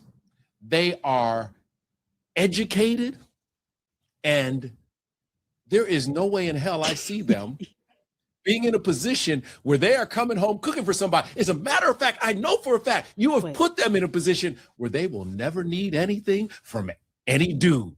They're gonna. One of them may just be running a major corporation one day. Let me say something first. Go ahead, Sumatra. Listen, I'm about to get in Kevin's ass. I'm about to get Kevin's ass. Go ahead, Sumatra. once you start, you're not gonna be able to stop. Let's go. Let me drink some lemonade. Here's my thing, Kev. What you're saying, yes, Black women are running things, and Ashley has said this before, and I enjoy serving my man or the man that I'm with, and that doesn't mean that I have to cook a fresh meal every single night. I could make a meal on Sunday. I could divvy that meal up. We know we have freezers. We could put some of what we don't eat in the freezer. I'm big on leftovers. Yeah, we could put some of what we don't eat in the freezer, and we can use that for later. We can make another meal on Wednesday, or if we're only cooking one meal per week, we could do that. But it's absolutely nothing wrong. There should not be women out there feeling like just because they're working that they can't cook. If they're tired, that's fine. They can't do it. But it's okay to have a meal that can stretch a few days. I do it all the time. It's nothing wrong with that. Can I chime in? Can I chime in to get his punk ass? You know, this sellout. This Benedict Arnold on this show with y'all. You know what I'm saying? You got to be kidding me. First of all, let me tell you something like that. He talking about I'm not normal. I don't know too many men that got a woman, proposing cases, arguing cases to the Supreme Court. So let's get that out the way. The lack of normalcy ain't just my end. It's yours. But let me tell you this, too. Long before the wife was arguing stuff in front of the Supreme Court, she was Mrs. Kevin Frazier.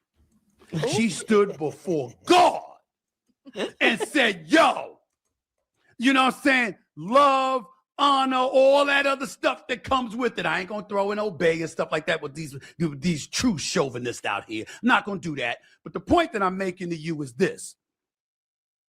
I don't give a damn what folks got going on in their life. Modifications could take place. Like Sumatra said, you don't have to cook every day. It could be 2-3 times a week and got leftovers and all this. Long as something in the fridge and there's a microwave nearby, we good. It's no problem. But the point is that whatever the priority is, it ain't supposed to be ahead of a man that's handling his business. I'm not talking to dudes that ain't worth a damn and don't pay bills and don't want to handle their responsibility. I'm not talking about them. We all know they ain't worth a damn. We ain't shit. I'm not talking about that. I'm talking about men who understand that your responsibility is to be able to provide for your family and you live up to it. I'm not talking, like you said, everybody don't have to make millions. You can make 6 figures, right? And the quality of life that you have is something that she's satisfied with. You handling your responsibilities as a man on your own, and you fulfill that, there is nothing wrong with you saying, yo, this is what I want in return. Yeah. This is what I need to be cool with. And that is where I'm coming with. And oh, by the way, if we gonna keep it a buck, can we venture left and have a real conversation about what this is really, really all about? You got people out there that are emasculating men. They're trying to teach women they don't need men. Now you brought it up, Kevin, about my daughters. My little niece right there, Tamia, knows this. Sumatra, my executive assistant, knows this. Professional. My executive, she knows this. She knows. Let me tell you something. No matter, and Tori, professional, of course, Ashley, my daughters are going to be rock stars in the classroom and in the workforce. What they mad about right now. You know what that is? That before they go away to college, daddy has already made arrangements for a chef to come and teach them how to cook. I'm not having it because I don't care what they think. A man, it may not be totally mandatory with some dudes, but a lot of dudes, when you can't cook, or more importantly, you don't want to, the woman that does know how to and doesn't mind doing so, trust, they have a distinct advantage. That is a fact. And everybody better recognize it. Now, see, now you just went too far. I didn't go too far. You were working it back and you went too far. Because can I tell you something? In your lifestyle, in my lifestyle, in many people's lifestyle, you damn sure can get somebody to cook. So it doesn't matter. I don't care if my wife can cook because there's dinner at my house every night. So what I'm saying is I'm not holding that on her because I know she's bringing in and could be bringing in even more, but she's bringing in a check and doing her thing. So what I'm saying to you is that if you're handling business, if you're doing all you don't mind, you don't mind DoorDash or Uber Eats. You hired somebody to cook. You don't mind Uber Eats or DoorDash is what you saying. Oh shit! I'm telling you, I like a fresh meal. I'm not saying DoorDash. I'm not saying DoorDash. There's meals in my house. There's meals. They have a chef, Stephen. They have a chef. You see how the brothers that attempt to pander and look good to the women always come back and say they doing the same thing the other man is doing. And I'm gonna tell y'all another thing. When they're talking about the women doing the admin jobs, the manager positions, don't forget the reason why black men out earn black women is because they're doing the construction, the transportation, the manufacturing, the utilities, the sanitation jobs. The women are doing the healthcare, education, admin, and they're doing the caregiving jobs. So the men are going to out earn the women, but they're doing most of the hard labor as well too. But how are you using that to emasculate the man and make it seem like the man ain't doing as much as the woman? But it's why he's getting paid more, especially when you talk about black men and black women and why the black man is out earning her. He's doing more of the hard labor. She's doing the more jobs that don't require the labor. And it becomes offensive when we say easier jobs, but is it the truth? Do women want to do the plumbing? Does she want to do the electrician? Does she want to work on the gutters? Does she want to be the trash man? Does she want to do these jobs that can make that'll get men a certain amount of pay, but is usually require some type of hard labor? Do women want to do those jobs? Are there such thing as easy jobs and hard jobs? Because for some reason we can't say that men do harder jobs than women, but women will say being a stay-at-home mom is the hardest job in the world. Why can she say that and it not be offensive? But when we talk about men working in agriculture, when we talk about men working industrial jobs and hard labors, we can't say that we work harder jobs than women. And why men end up getting paid more, even working more in overtime or taking less leave. Why can't we? Why? And again, men don't try to compare men to women, but women will start comparing men to women, will tell men they out earn them and outperform them, even if they have more jobs. Man, why can't we just get along? My shout out to my brother Cool Kid. Shout out to my brother Matron Roberts with the $2 super chat. They don't like it when we are happy. And then my brother Rob Herring with the $2 super chat. The opportunities that women get compared to men. And then my brother Cool Kid with the $2 super chat. All these pause moments are my God. And y'all, we just need, I think, hold on, let me see something. We just need 15 more memberships and 75 more in the Cash App to meet our goals for the show, okay? I'll be opening the panel soon, and I'll probably rock out with y'all for, let me see. Hold on, hold on. Jesus Christ. I'm about to, hold on. Dang, boy, I lost track of time, boy. I'm about to, oh, man, hold on. Ooh, let me see something. Okay, thank you. Please, hold on real quick, y'all.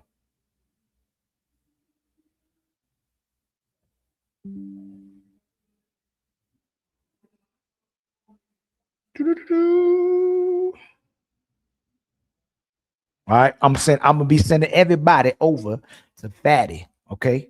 Once he go live, we going over to my brother Team Fatty show. Tommy Sotomayor and Fatty fall out over the Word Coon debate. So make sure y'all get geared up for that, okay? Soon as he go live, that's where I'm sending everybody, okay? The redirect is already set and ready to go. I rocked out with y'all for, I told y'all I'm going to do at least 2-hour, 3-hour shows every day, or I'll do 2 of them. I may come back after Fatty's done.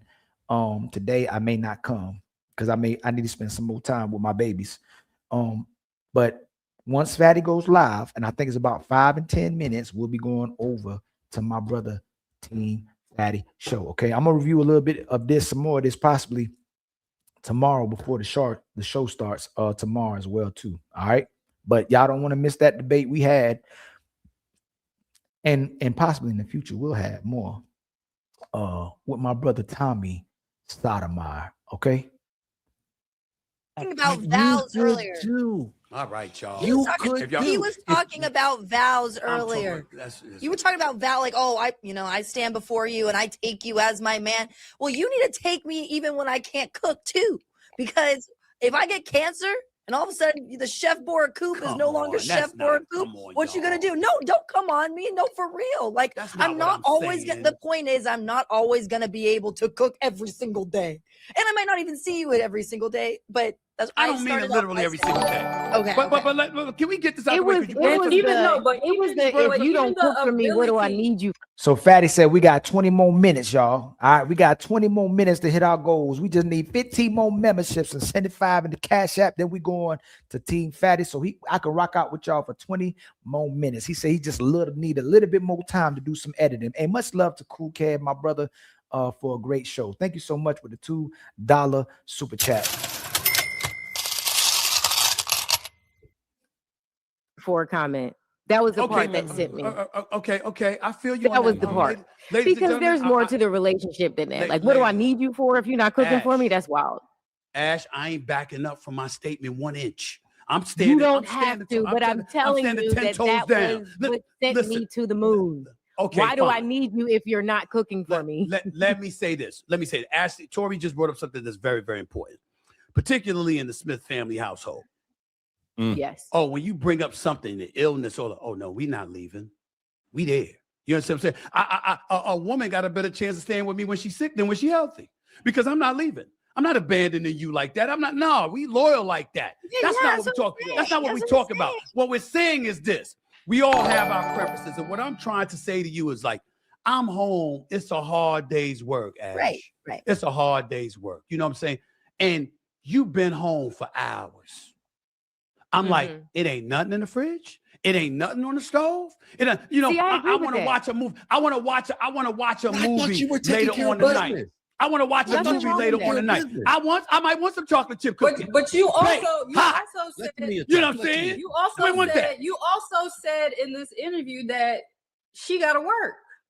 Hold it. So if I'm at work all day and I'm coming home, where is the food? All right. It's the option. She has the option to work, right? We're going to give her the option to work. Now, if two people are working, we should start putting the man in a position where he can take care of the home if you want to come back home, right?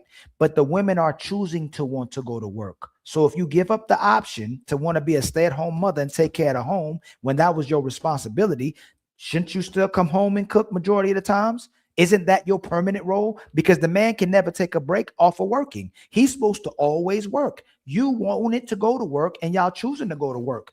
What is your actual responsibility? Can somebody tell me what the responsibility of a woman's is if the women say they're not monoliths, but they keep saying that a man's supposed to protect and provide. So that's not an option. What are you supposed to do? And I believe it's cook. So you should be cooking majority of the time, whether you go to work or not, right? If I got to protect and provide majority of the time and I can't take a break off of providing, and it's my contribution got to be more too, because I'm almost 100% sure that in most households, men carry on the biggest weight of the bills. He carries the highest amount of the bills. Is typically 70-30 or 60-40. Should she cook more? Shouldn't that be her responsibility? Correct me if I'm wrong, please. Shout out to my brother Zero Fallout with the $5 super chat. You should do a show on the stay-at-home dad proving it's easy work. Dude home skills his kids, cooks from scratch. Women mad he exposing their lies, and we discipline way better because we don't gotta do much because they are listening to us. Why can the woman say that she has the hardest job?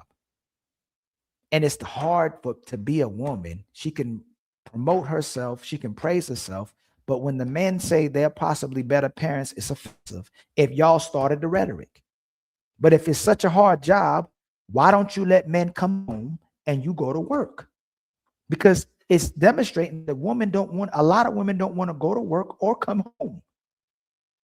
And that's why women will pay other people to watch their children And it's why women will go to work so they don't have to work for their man. Let's keep it real, man.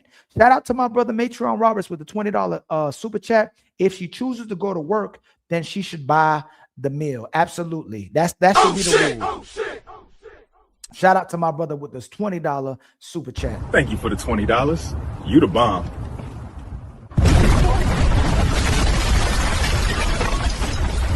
Yo, what the? And my brother, I forgot to hit the button on my brother, Zero Fallouts, $5 super. Thank you for the $5. We were all born to be untouchable.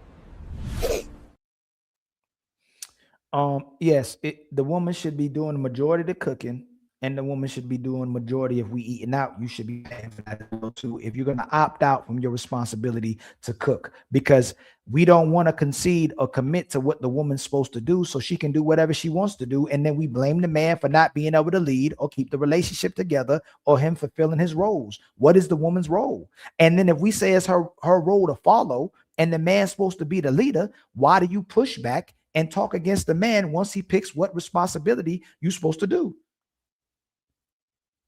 Because y'all want the man that you can lead, and you want the man that you can control. But once you control them, you don't respect them anymore. Allow me to answer that. And you have to understand too, the ability to cook, again, being spoiled, the ability. Hey, Jazz, that's a lie. You SH got to do it too. I love y'all, but y'all lying. Like, women aren't leaving and divorcing their man because they're left to do everything with no help from their husband. That's absolutely a lie. And are you saying the stay-at-home mom? If he's working all the time, who's at home? If you're going to work, Jazz, and I'm at home, who should be cooking and cleaning? Can anybody tell me, if women are working, they're paying the bills, and the man is the stay-at-home dad, she's not at home, who should be doing the cleaning and the cooking? Y'all think going to work paying bills, like, it's crazy. If the woman goes to work and she's paying the bills, and the man is the stay-at-home dad, who should be cooking and cleaning? That's not a hard one. It just amazes me how amazing they are by themselves, how strong they are by themselves, how they're killing it by themselves. And then all of a sudden, when you just add the guy, because a single mother loves cooking for her kids. Supposedly, she loved doing for her kids. She's killing it with her kids. The single mamas are progressing. The single childless woman is progressing. Why does it become a problem once you add the man if he's helping you when he's in the household as well too? Y'all lie so bad. Why are you getting relationships with men who don't help you? That doesn't make sense. It's just a narrative you got to keep perpetuating to make the man look bad. Men are not helping women. Y'all use that as when it's convenient. It shows that men are helping with the children. Men are helping with cooking. Men are helping with cleaning. Men are helping. And Jazz, y'all will not show the facts that men are working more than women are working weekly. So you should be doing more in the household. Y'all never say that the woman should help the man. The woman should pay more. The woman should increase her hours. You always say what the man should do for you. But it's your role. To cook, that's actually a luxury. To cook a good meal. Point proven. Point proven.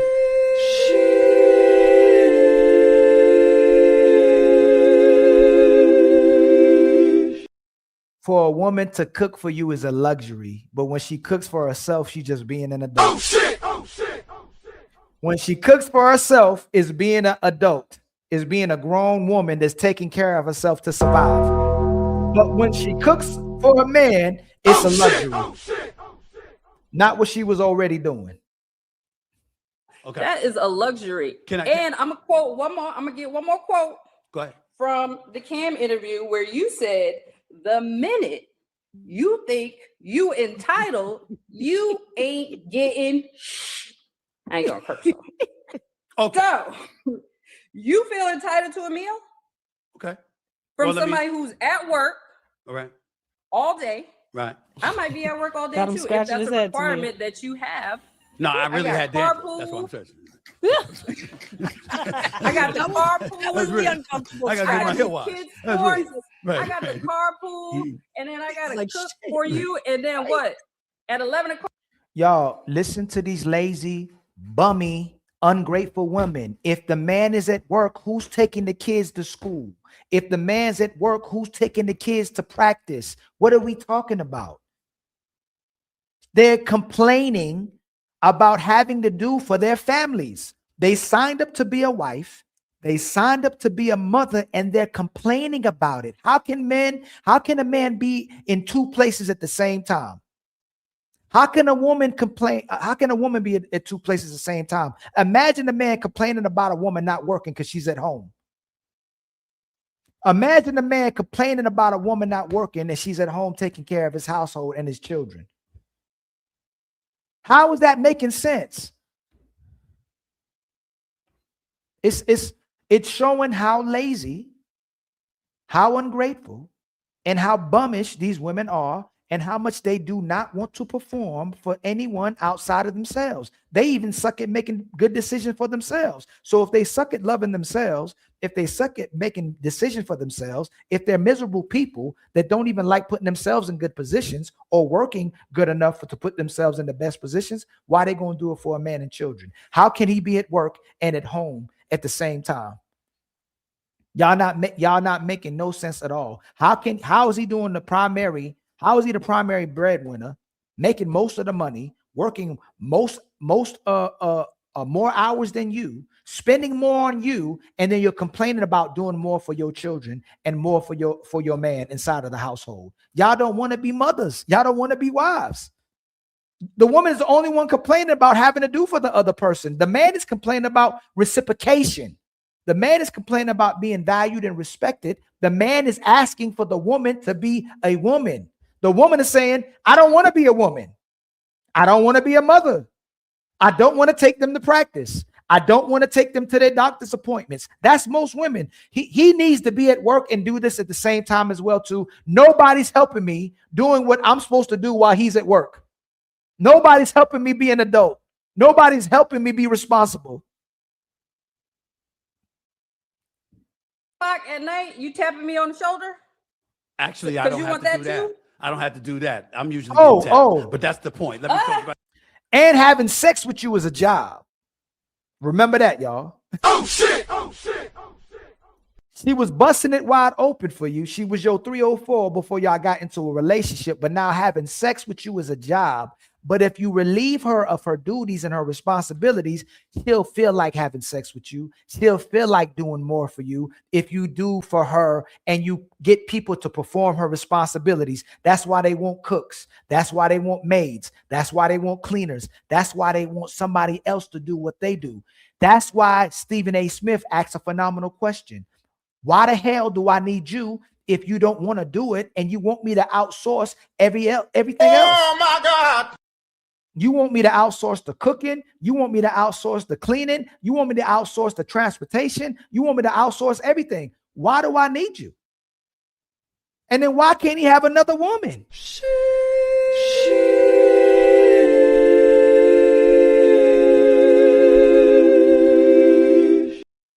Why don't you help that man take care of you? If you want him to do all those things, let him bring another woman in there. If you don't want to cook, let another woman come in there and cook. You don't want to clean, let another one come in there to clean. You don't want to have sex, let another one come in and have sex. Everything is a job and work for them. Where's the love? And they'll tell you when a man does it, he should want to love to do it. Watch the sisters when they come on our show. If he does it for you, he should love to do it. He should make a choice to do it. And he makes the choice to do it. They know we love doing it. And they love us controlling them. And they love controlling our emotions. They just don't love doing for you. Another day. Let me say this. Let me get you brought it up. You brought it up. It wasn't me that brought it up. You brought it up. So let me just get that out the way. Okay. Let me just get that out the way. But here's the point. Here's the point. Here's the point, man. I'm gonna eat because no. Check it out, y'all. So does your wife cook that, Kevin? Does your wife cook that? No, she didn't. No, she. And so you know weak. what? Kevin's And you know what? pathetic. When I go Kevin's home, the meal pathetic. tonight won't be You cooked by understand my what I'm wife saying? either, but it'll be good. It's It'll be unbelievable. good. It's unbelievable. Soccer dad. Here's the deal, y'all. Here's the deal, But y'all. Stephen, are you opposed to cooking a meal? What if she's like, just this is not her night to cook, and I'm fine hey with babe, that. there's some food in the I'm fine with that. refrigerator. Can you just pull out the whatever and put something together? You've been home all day. You've been home all day. First of all, I've done that countless times. What I'm saying is, let's stop being so literal here, y'all, and understand the premise. The premise is you got a lot of women out here that want their man under their conditions, but don't want to abide by any kind of capitulation whatsoever. That's the broader subject here. That's the serious part of this. Here's the deal. If I am a man and I believe in being a provider, if you can't provide, as my mother would say, you shut up. I see plenty of men who look better than you. I've seen plenty of men who act better than you. Blah, blah, blah, blah, blah. Because I didn't have it going on. And I remember when one of the first things I did when I started making some paper, I went to my mother and I'm like, oh, what about now? Do I get to do it now? Because I didn't do it before. And what I'm saying to you, Tamia, I can't believe I have to dress my own little niche of Benedict Arnold. But here's the deal. The point is this. I go and I'm going like this. I live on this philosophy. Any woman in my life has everything she needs and most of what she wants. If I'm living up to that, my point is, what are you giving me in return? If I'm looking at you and a word appreciation turns into expectation, it's like, yo, I want you constantly in a state of appreciation, meaning you're not taking anything for granted. Because what Kevin is not saying with his soft ass right now, what he's not saying, what he's left out is that there's a whole bunch of people. What we abhor is the comfort that kicks in, where the things that you did to get us ain't there to keep us. That's the bigger conversation. And that's why I get mad at these men that are out here trying to come across. When they apologizing and talking about, oh, they did this and they did that, that's to appease and become more attractive to y'all. They want to sit up there and say the right thing because they want y'all looking at them going like this. Oh, look at that. That's right. You go ahead, boy. That's way to go. That's what they want to do that. And then stop that. You gotta be a man. This is what we like what we like. You know what this is like? This is like? This is like when you play Monopoly and you own all the spaces on the right side of the table. Right now, you own Park Place and you feel good because there's a lot of men out there, just regular dudes. And what you're doing is you're messing it up for them right now. You're messing it up and you're putting in these ladies' brains that if they're not paying for everything, if they don't have it, they're not taking care of it. They don't deserve to be your partner. And that's not true. There's a lot of That's not what I said. We're driving buses and other things. When I was on Cam's show, I said me. I didn't say men. I said me. I didn't speak for all men. I said me. And by the way, how long have you known me? How long have you known me? Kev, how long have you known me? Hold on. Hold on, y'all. Tell the world how long you've known me, Kevin. You've known me for 35 years. Have I changed? Have I felt differently, or have I always been this way? Let me say this.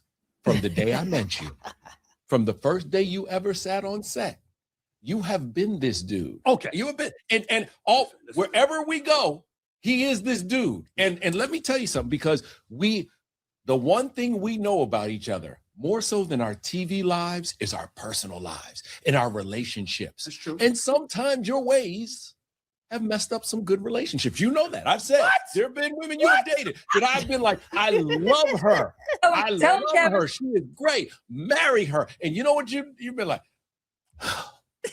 Kev, and I hear you. Ladies, I'll hand it off to y'all by saying this. Kevin just lied. Because when Kevin has come to me and Kevin has said, this woman, Kevin wanted me to have them. I didn't. He did. So how you gonna Oh my God. Maybe you're too harsh, though. Steve, I was saying, he had your best and this interest. is true. He's your friend. He had your best interest. Yes, I've been like, this is a good woman. Y'all see how the women will gang up with the other man as well too, as long as he's pandering. He just saying this is a good woman and I liked her for you, and he should have married her. The women are not asking what the woman brought to the table, what this woman is doing for Stephen A. Smith, why she's a valuable candidate for Stephen A. Smith. He's just saying he should have married her because I thought she was a good woman. What made her a good woman? For you. Good woman. She loves you. She wants, this is a great, and love. Hey, I want, y'all remember when sister said that love wasn't enough?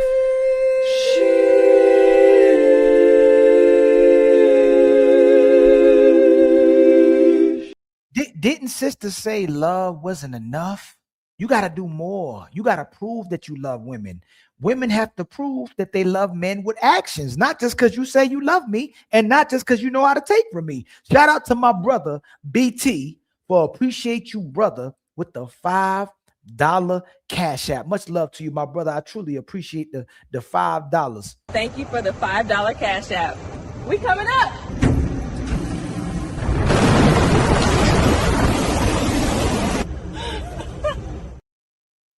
Hey, y'all, we just need, my brother Brian is still the sponsor of the show with $39.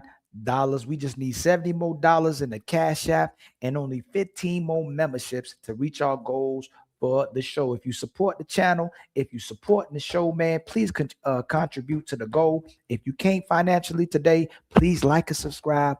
Please hit the share button at the bottom of the screen to help us with YouTube. YouTube been acting up lately. And please hype the button when the shows are done. It's absolutely free. Make sure you like, make sure you hype, and make sure you subscribe to the Homie Ali. It's free. you know where I'm going. I mean, let's go way. I'm talking about way back, way back in the day. I was like, damn, this is a great situation for you. I've never had a problem. I've never had a problem No with being cookie loved. cutter situation fits for everyone, right? No. Ashley and I, we like a masculine man who likes to take care of us. Okay. And I'm not saying you're not masculine if you don't want. Hey, y'all heard that? They tell on themselves. They don't like masculine men that tell them what to do. They don't love masculine men that lead them. They love masculine men that will do for them and take care of them. That's the responsibility. Your responsibility is to take care of this woman, but she don't have no responsibilities to you. Everything that she does is optional. She don't have to cook for you. She don't have to make love to you. She don't have to keep a nice home. She don't have to keep a clean home. She don't have to be an honest woman. She don't have to not market herself to other men. She don't have to not get attention from other people. All that makes you a masculine man is taking care of her. Where is the benefit for the man? Let's see would there be any pushback? A strong masculine man takes care of the woman. We love talking about it. Woman likes that. Don't leave me out of that. Right. Don't we all like that? Yeah, we all want that. We all They all want that. They all want that. They all want a man to take care of them, don't they? Oh shit! They all want that. What do we get? What do we get? They love bragging about getting taken care of, and they love talking about they love being strong and independent. You gotta love to take care of them, but hey, she ain't asked for that. Nobody asked you to do that. That was your choice. They don't see it as controlling. They don't see it in where they have to reciprocate for you. They love bragging about what men do for them.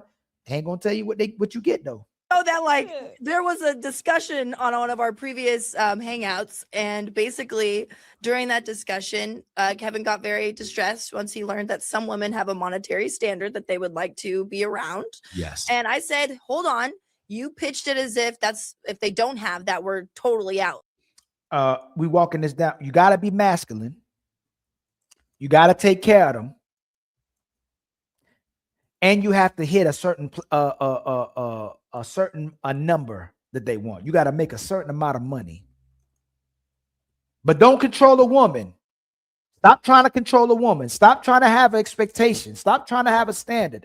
It's your choice if you agree to her terms, but you can't control nothing. You can't ask for nothing. So they got to be masculine. You got to take care of them, and you got to make a certain amount of money.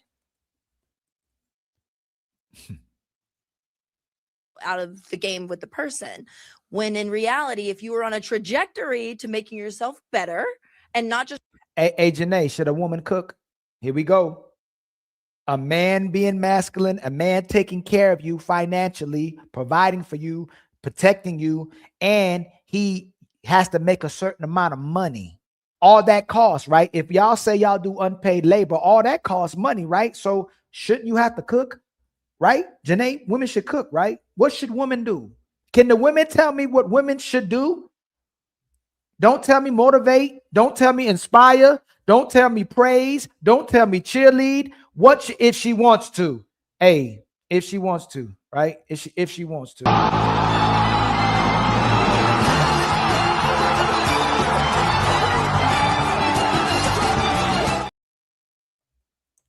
Hey Janae, it's too easy. We don't even gotta, y'all ain't even gotta be on the panel. I gotta be masculine. I gotta take care of you. I gotta make a certain amount of money, but you get to do what you want to do, and you get to do it if you want to do it. That's my point. And you watching it too. Like you are literally telling us we get nothing in return. We only get the option of you wanting to do what you want to do. And if you do what we want you to do, you can always change your mind. We should chase y'all and marry y'all and commit to y'all. Trying to stay in maybe, you know, a low paying job, you know, we can talk. So we've said that, but at the same time, if you're putting your woman first, you're putting your woman first. And we should be okay with wanting that. And I don't think there's anything wrong with Stephen A saying that he's the type of man that's like, I got you. And I don't think it sets a precedent that's wrong, because quite frankly, most men grow up thinking, you know what, I'm going to have to be able to take care of a woman, take care of a house. And I don't think we should be lowering the standard and saying, you know, you no longer have to do that. You could just come with your pants halfway down your ass hold on, and, Ashley, and barely have Ashley a good Tori, job. both of y'all then don't. They smacking the simp around. He was simping. They always smack the weak man around, right? They are going to smack the weak man around. He just told Stephen A. Smith that men shouldn't take care of women. They smacking them around. Nah. The man need to put us first. The man need to be masculine. The man need to take care of us. He needs to make a certain amount of money. And we'll do what we want if we want to do it. It's an option for us. But now that he was pandering, the panderer always gets slapped because they don't respect them. Now they fighting against him. Look at Stephen A. Smith, like, I got him. Don't come see me when you're talking about I'm a working woman and I'm doing my thing. And Hold on. No, get your ass home and cook. Tori, you gotta get your ass home.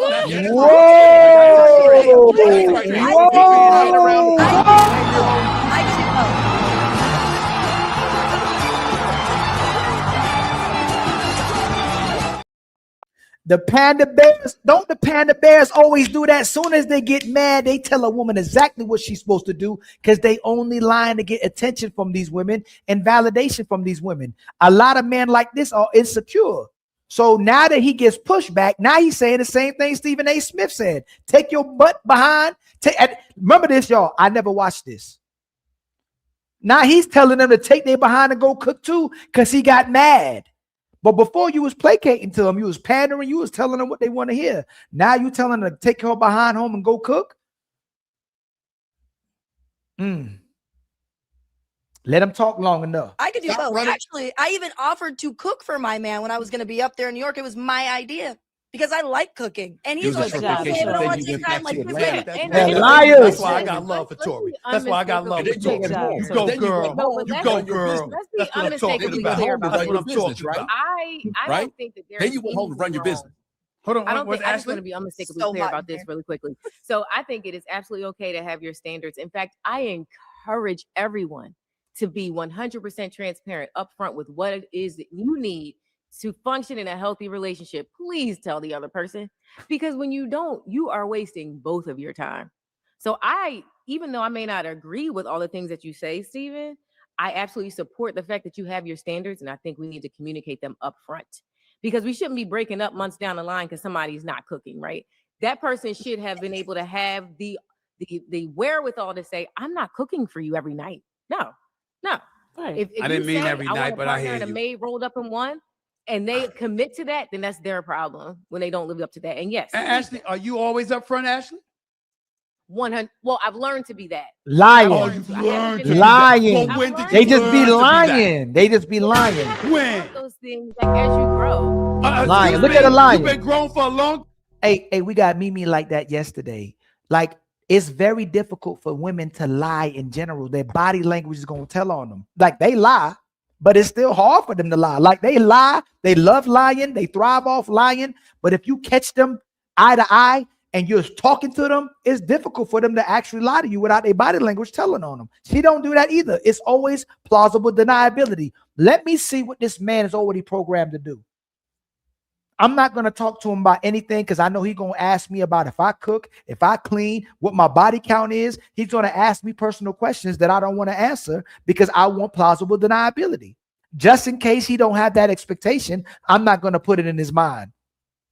Just in case I might lose this relationship because I tell him what I've done in my past or I tell him the truth, I'm not going to bring it up because they want to stay cloaked behind the lies so they can continue to manipulate. Time. When I ask you a direct question, when did you learn to be upfront from jump? Yeah. Answer that question. Answer me. I'm asking you a question. And cut.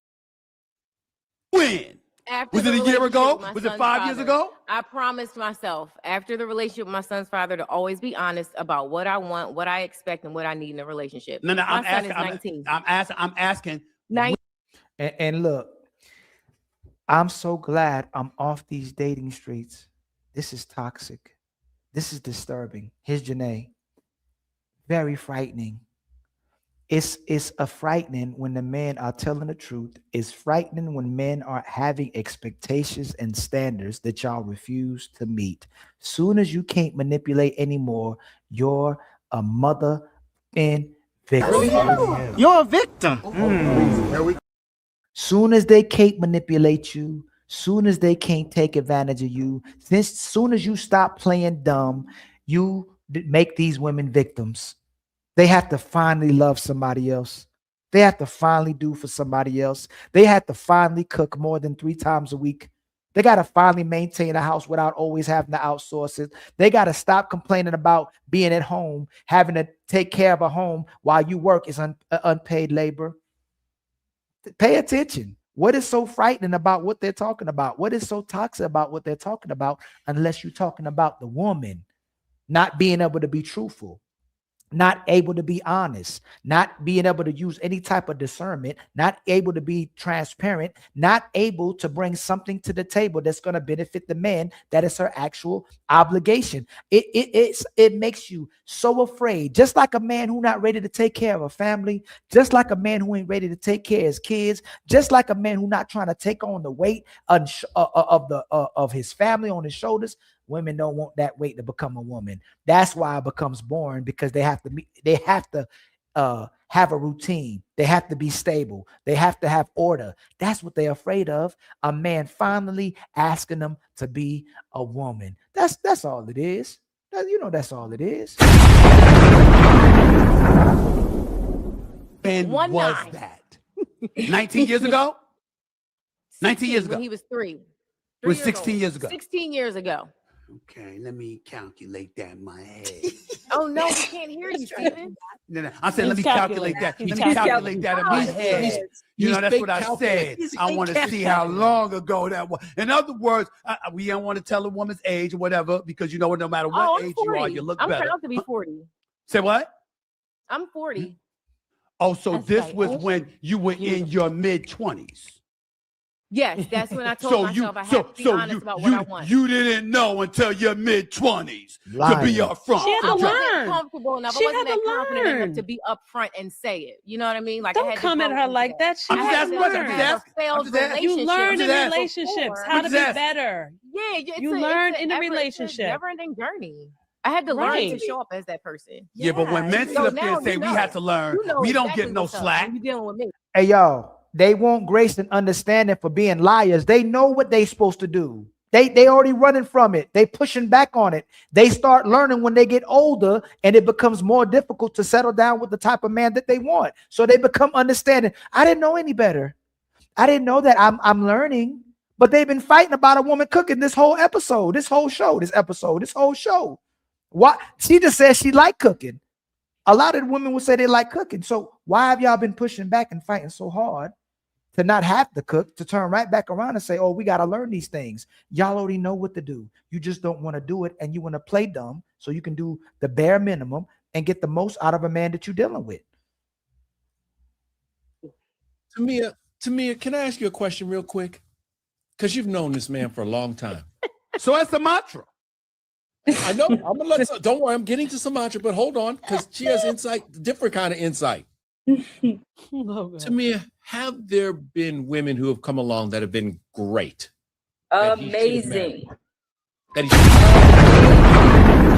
He's been engaged.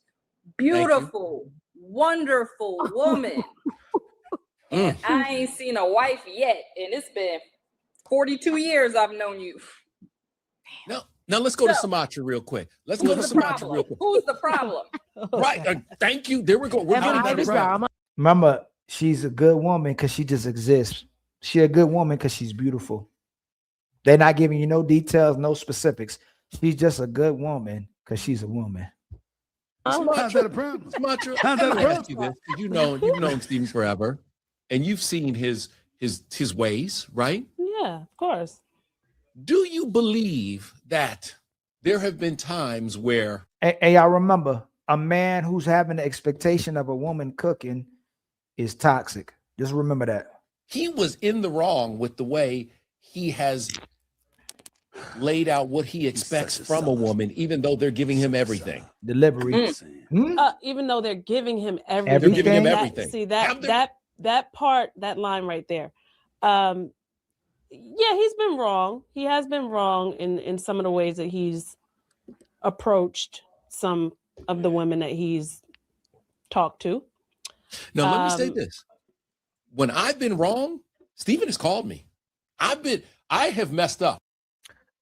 Hey, that's a contradiction, Janae. I just asked you if a woman should cook. You said if she wants to. Then you turn back around and say, I think two people in a relationship do what's best for each other, which means cooking sometimes. And then you said cooking sometimes. Y'all just be saying anything. What y'all mean to say is, I believe that a woman should be in a relationship that benefits her and she does what she wants to do. If she don't feel like this man is adequate enough for her, if she don't feel like she can control this guy, if she don't feel like this guy is good enough for her, she needs to kick rocks and go to another guy that'll do exactly what she wants. Y'all don't want to do what the man you wants you to do, but in reality, y'all don't like either one of the guys. That's why y'all stay single. Y'all know at some point you have to do something for a man, whether you like him or don't like him, whether he provides a benefit or doesn't. You don't want to change who y'all are. Y'all like staying stuck in your ways.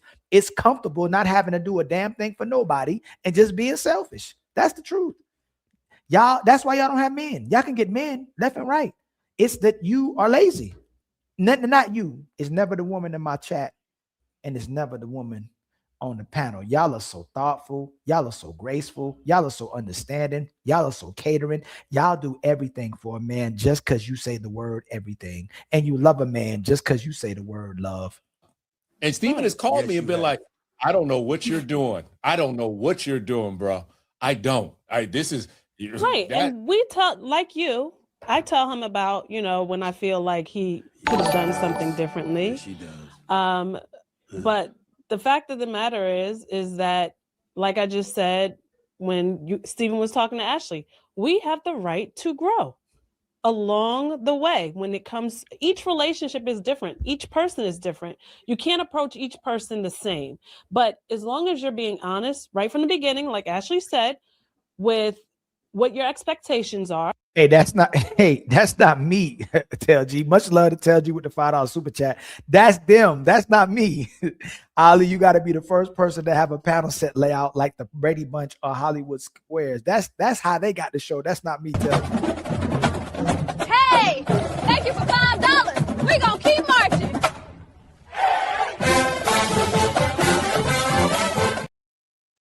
Come on, man. Don't be hating on me. I ain't did that. They did it. I know who. Little Mrs. Pumpkins. Ali, stop it. You're exceptionally bitter today. LOL. That's not what Nicole said. How am I bitter?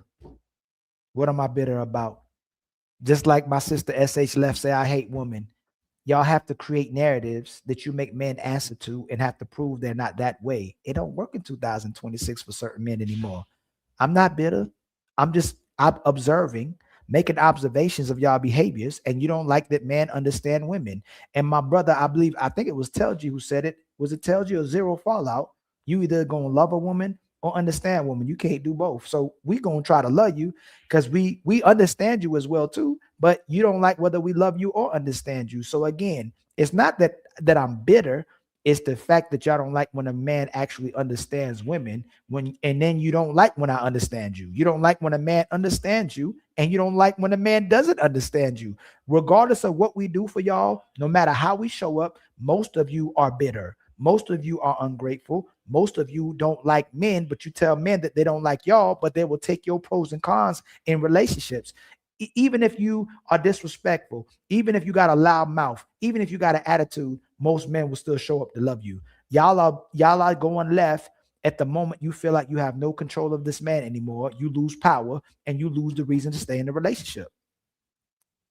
Inside of this relationship, what makes you happy inside of this relationship, then it won't be far-fetched if a reaction happens down the line when a conversation was already had in the beginning. So I kind of stand firm with that. Hold on. Tori raised her hand. Tori actually raised her hand. No, she didn't. Go ahead. No, she didn't. No, she didn't. I'm raising my damn hand. Couple of things. No. Couple of things. Kevin, don't talk to nobody. Look right here. Hand. Look right here with your Benedict Arnold ass. Don't go nowhere. All right. Dead in your eyes. First of all, there's a couple of things that need to be addressed here. When Sumatra just brought up about, it's like somebody's wrong, whatever. I got that part, right? Mm-hmm. I'll share something with y'all. Y'all all know my oldest daughter, Samantha.